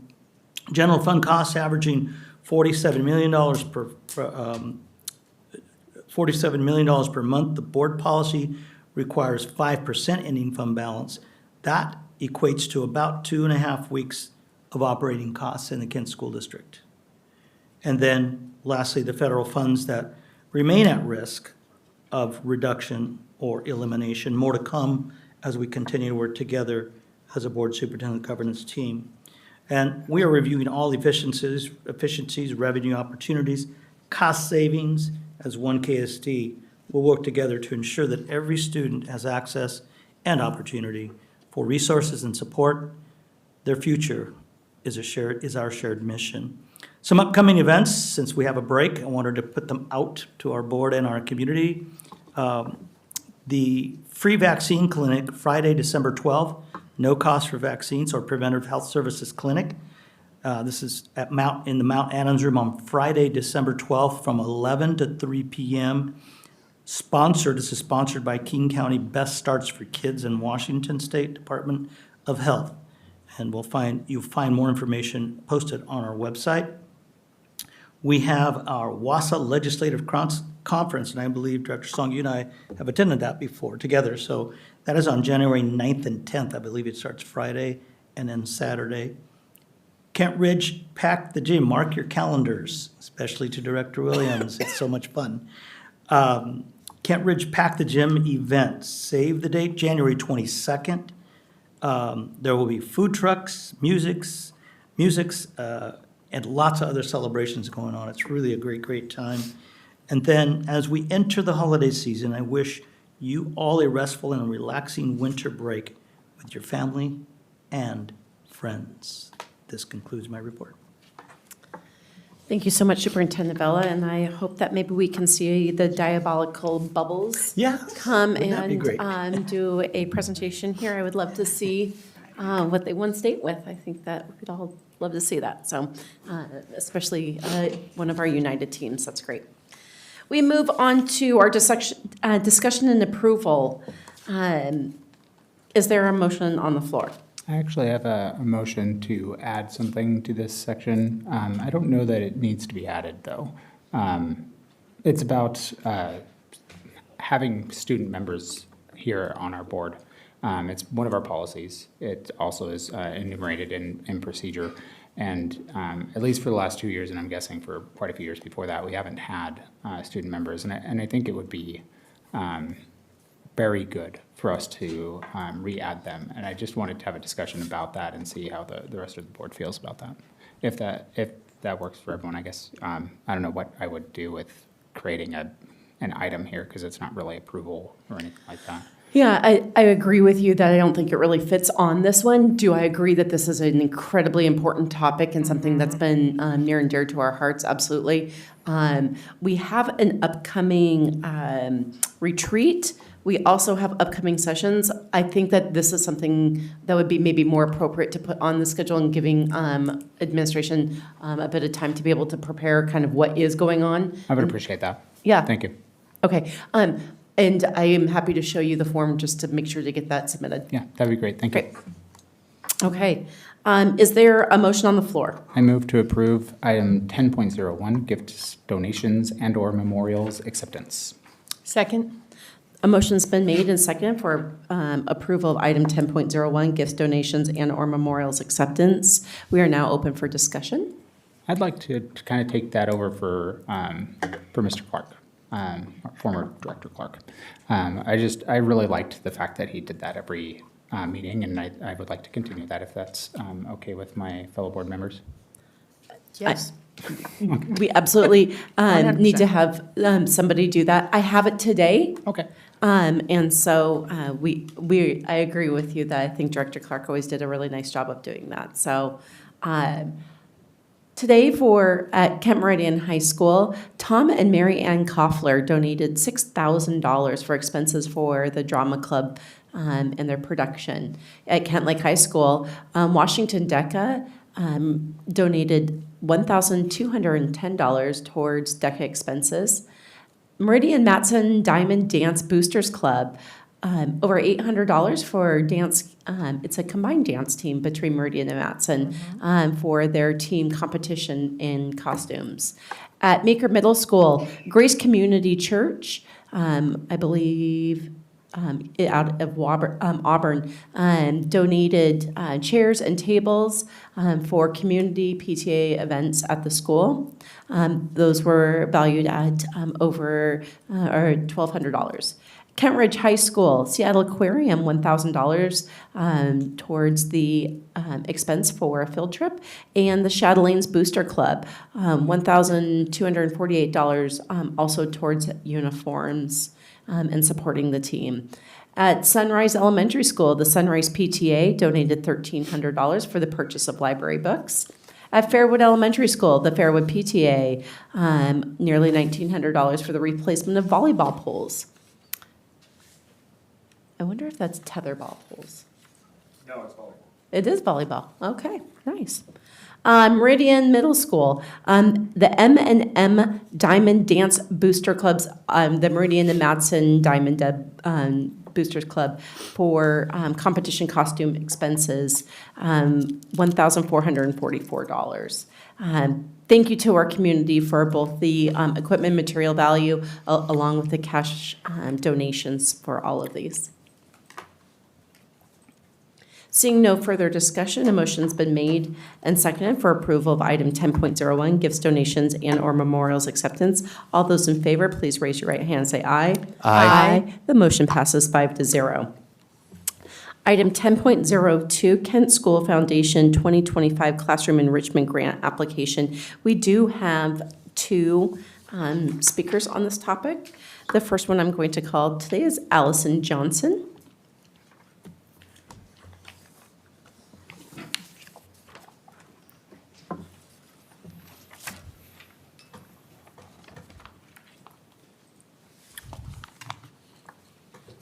Good evening, President Margell and Superintendent Vela and school board directors and Ms. Curry. My name is Allison Johnson, and I am the president of the Kent Schools Foundation.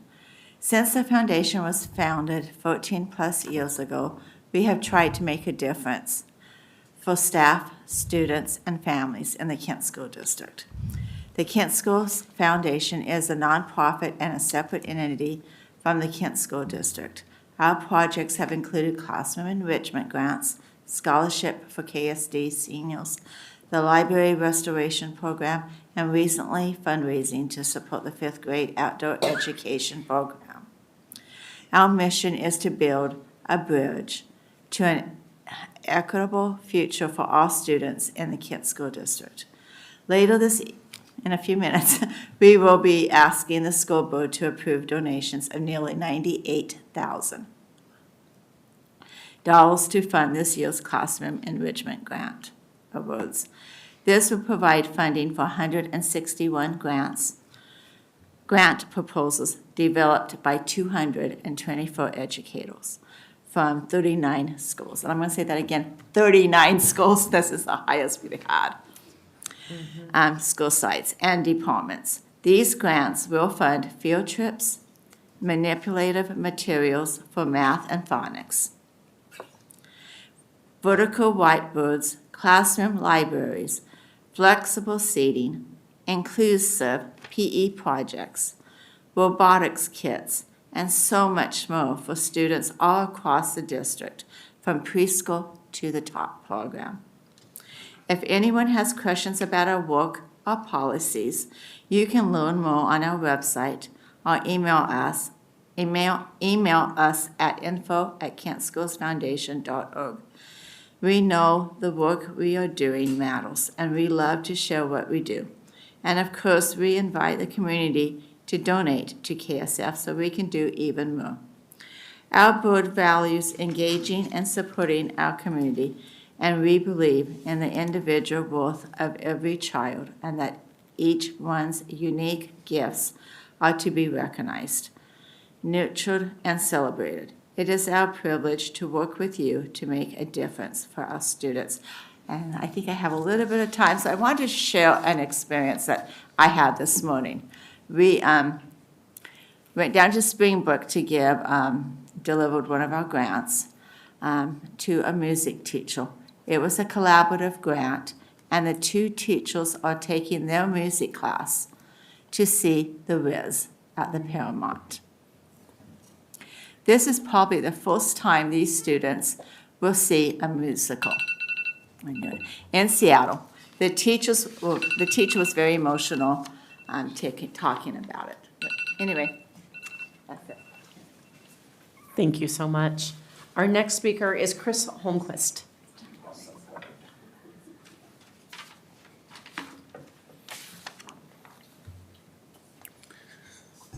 Good evening, Board. Director Williams, I'm a kind of a frequent flyer here, and most often I'm talking about camp, and tonight I'm sort of talking about camp, but it's in direct correlation with what your last speaker. We're not going to camp because we don't have the funding to go for a 3-day camp. Nobody's happy about that, but it is what it is. So in addition to that concern, the high cap teachers have a concern about high cap students being able to associate and relate and work with other high cap students in the district. I have a classroom of 17, so each kid has 16 peers, period, to learn and grow from. The regular ed kids help a lot, but there's a lot of collaboration at our school, but high cap kids need to be able to also work with other high cap kids. They relate a little bit differently. Camp would be a way to do that. We don't have that. So what we're going to do in collaboration, it would be Janine Williams and I from Grass Lake and Emily Stentz from Sunrise. We're going to bring camp, sort of, or the ideas of camp, not really camp, to our high cap kids by doing 2 field trips. We're going to go to Grass Lake, and they're going to host us, and then Ridgewood is going to host the other 2 schools to bring them together, do a bunch of science things and social emotional learning things that are real life things. Wonderful idea. Everybody loves it. It's been highly supported by the high cap program here in the district. But one little glitch: how do we get to these schools? We need money. Thanks to the Kent Schools Foundation, we were given a grant to provide money to provide transportation so we can take our students to the other schools. Such a small thing, but such a critical thing to have. So I really want to thank, on behalf of everybody here, the Kent Schools Foundation for supporting us in our efforts to improve the social emotional growth of our high cap students. Thank you. Thank you, Mr. Holmquist. Is there a motion for item 10.02? I make a motion to approve 10.02 Kent Schools Foundation 2025 Classroom Enrichment Grant Application. Second. A motion's been made and seconded. We are now open for discussion. There's only one thing I wanted to say about this. Obviously, first, thank you so much, Kent Schools Foundation. The amount of effort that is put in is not go unnoticed. And thank you to all that are donating through Kent Schools Foundation. Please continue to do so. But I also wanted to point out just one thing, and it's just full disclosure, because my wife happens to work at Sunrise Elementary, and there was a grant included in that is going to her. It's an amount of $372.39, and it is for fossil dig kits for an English language arts unit. And so I just wanted to thank you for that, but also to let the community know that, yes, my wife received something. There are about 175 different teachers that received something. So she's not the only one, but I wanted to point it out because it does mean something to me that she is getting something as well. So thank you. Sounds like fun. I want to do a dig. Yeah, I know. Maybe I'll go over there. Any additional comments? As a teacher, I benefit greatly from the support of my community. Parents ask me what they can send into my classroom. I started a performing arts program last year, and it wouldn't have gotten off the ground without community support. So I recognize what Kent School Foundation does for this community. What I want to know, and I don't know if we can ask to have them come back and answer my question, but I'd really like to know what are the projects that they feel best reflect the hearts of our Kent students and staff, and what are some of the most creative ways creative projects that are being funded. And I don't know if I can ask them to come back up or not. We can ask Superintendent Vellen, I think, if you'd. I think it'd be best to ask them. But I think- I agree. I think what would be good is to have them come back, not as just a comment, but Yeah. have them come back and share a little bit more about Kent School Foundation. But not tonight. I'm talking about another. Another night? Yeah. Can we answer this question? We can. Yeah. Sorry, okay. Well, I am prepared for that, so. Sorry, my only concern with that is that is inequitable to the rest of our commenters here. And I really am concerned about that. And I do want to hear it. I really do. But it is an item, and the superintendent does have the Yeah. right to call anybody to answer a question. Okay, yeah, I And could. so it would be, yes, they were a speaker, but it's somebody.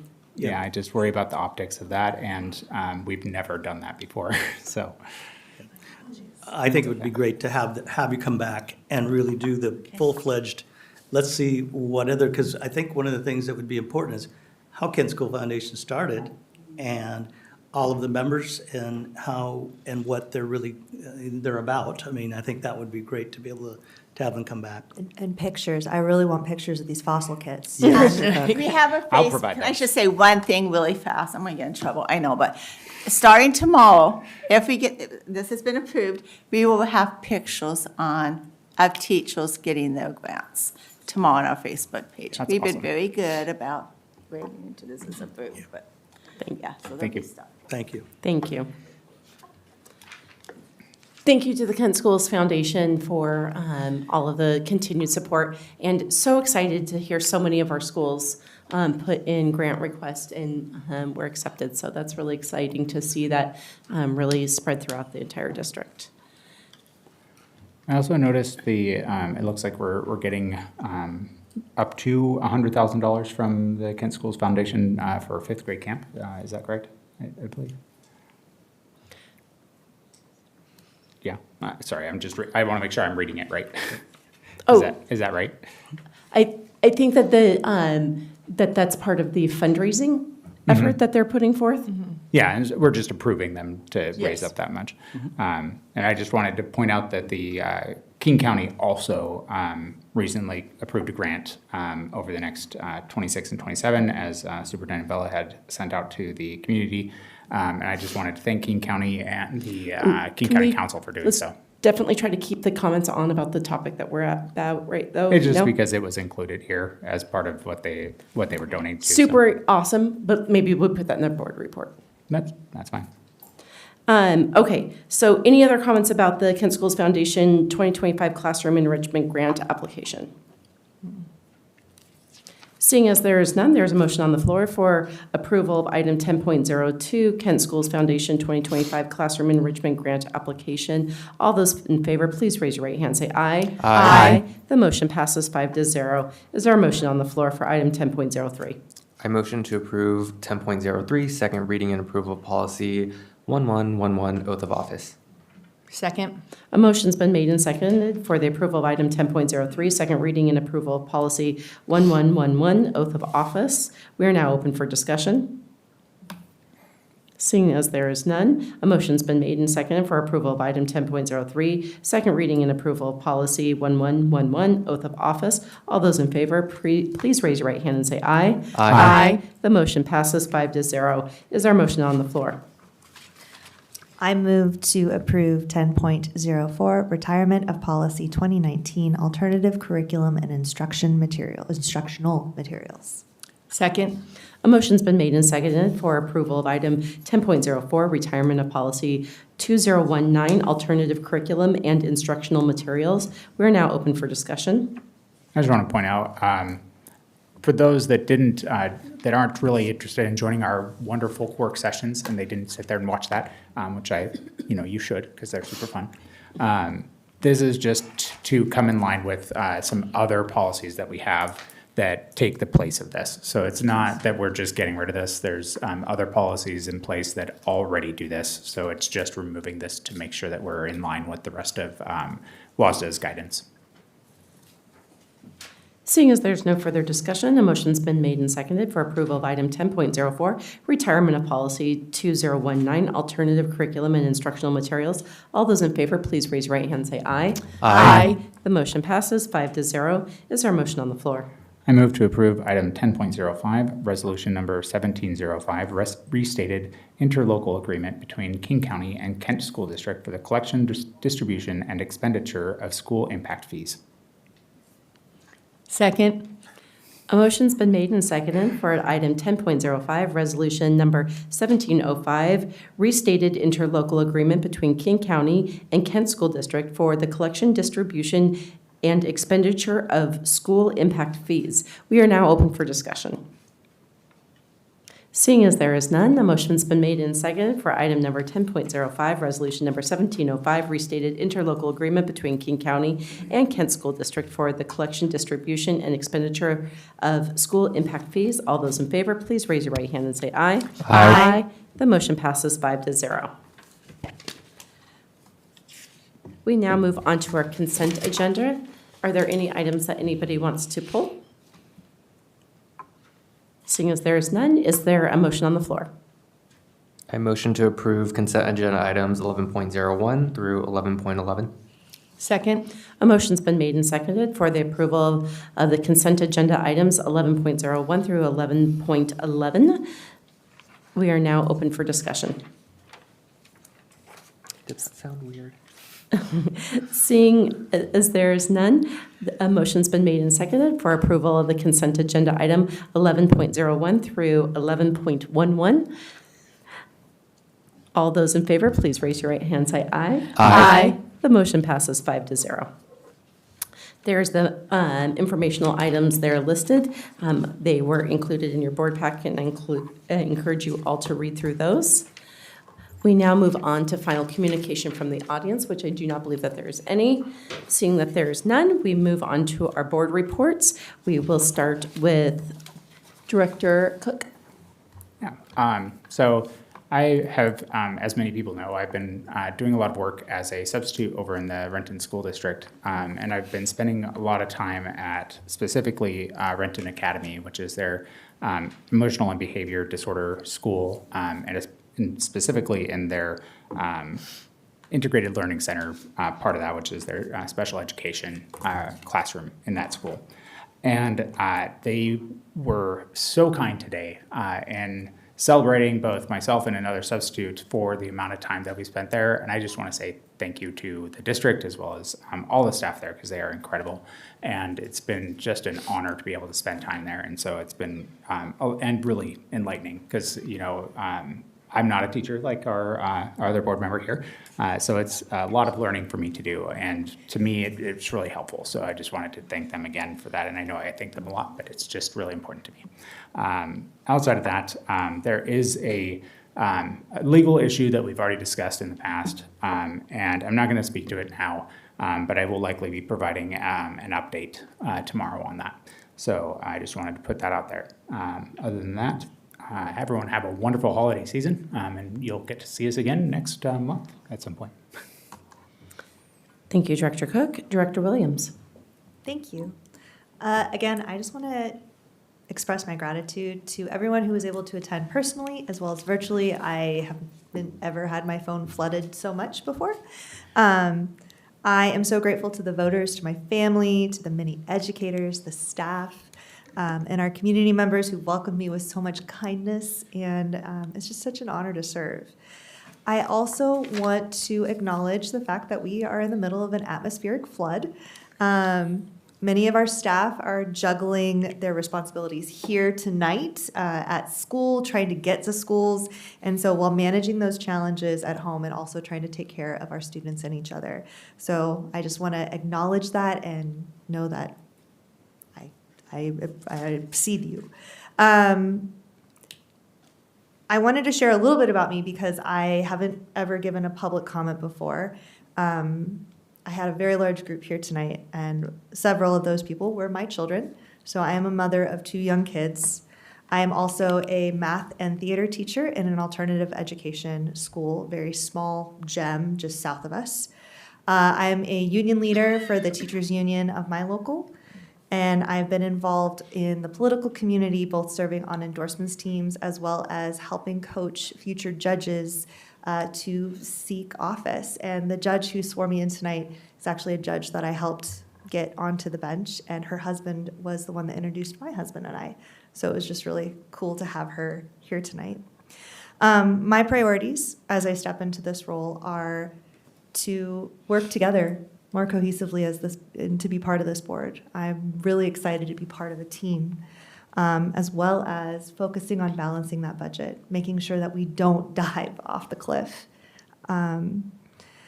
I wanted to briefly address the vote from tonight's board leadership. And I want to make it clear that my decisions tonight were not about aligning with personalities or preserving a status quo, but ultimately what shaped my vote was my belief that our board must model the kind of respectful, functional, and student-centered culture we want for the rest of our district. So I'm really hopeful for the work ahead, and I'm really committed to serving with integrity, openness, and respect. Thank you. Thank you, Director Williams. Director Song? Yeah, I just want to start with thanking all those who weathered the storm. If you also had to drive through Atlantis to get here like I did, then props to you. It was. I felt like Ariel under the sea. Also, just wanted to thank the presentations. I think one of the highlights about being on the board here is being able to learn, understand, and have additional context into all the inner workings of the schools and just seeing how much effort goes into each department. I don't think I'm up here enough to say thank you. And so I think that's just one of my new habits that I'm trying to form, is ensuring that there's recognition and validation to all those who are putting in the hard work and putting these presentations together by sitting with us and essentially bringing us into that space that you exist in and giving us the privilege to also see what you see. Also want to thank all the students and again, congratulations to the two from KLA, and wanting to also congratulate and thank our two new officially elected board members. I look forward to a refreshing year, and hopefully we can continue this momentum of making forward progress. Thank you. Thank you, Director Song. Vice President Gregory. I want to thank the community for electing me to retain my seat. I truly appreciate that. I want to thank my family for encouraging me to do it. I also want to thank the foundation for all of the work you do, that tireless work and the helping and supporting our students, where the Washington State Legislature has fallen short, and we need to be able to provide that. So your work is truly appreciated. I do want to, I'm going to focus a little bit on kids. I'm going to call out my favorite high school. So I do want to point out that Chicago went off without a hitch, pun intended, at Kentwood, and it was amazing. If you guys did not get a chance to see it, they will have more productions happening. All of the schools actually have productions, but Chicago was mine.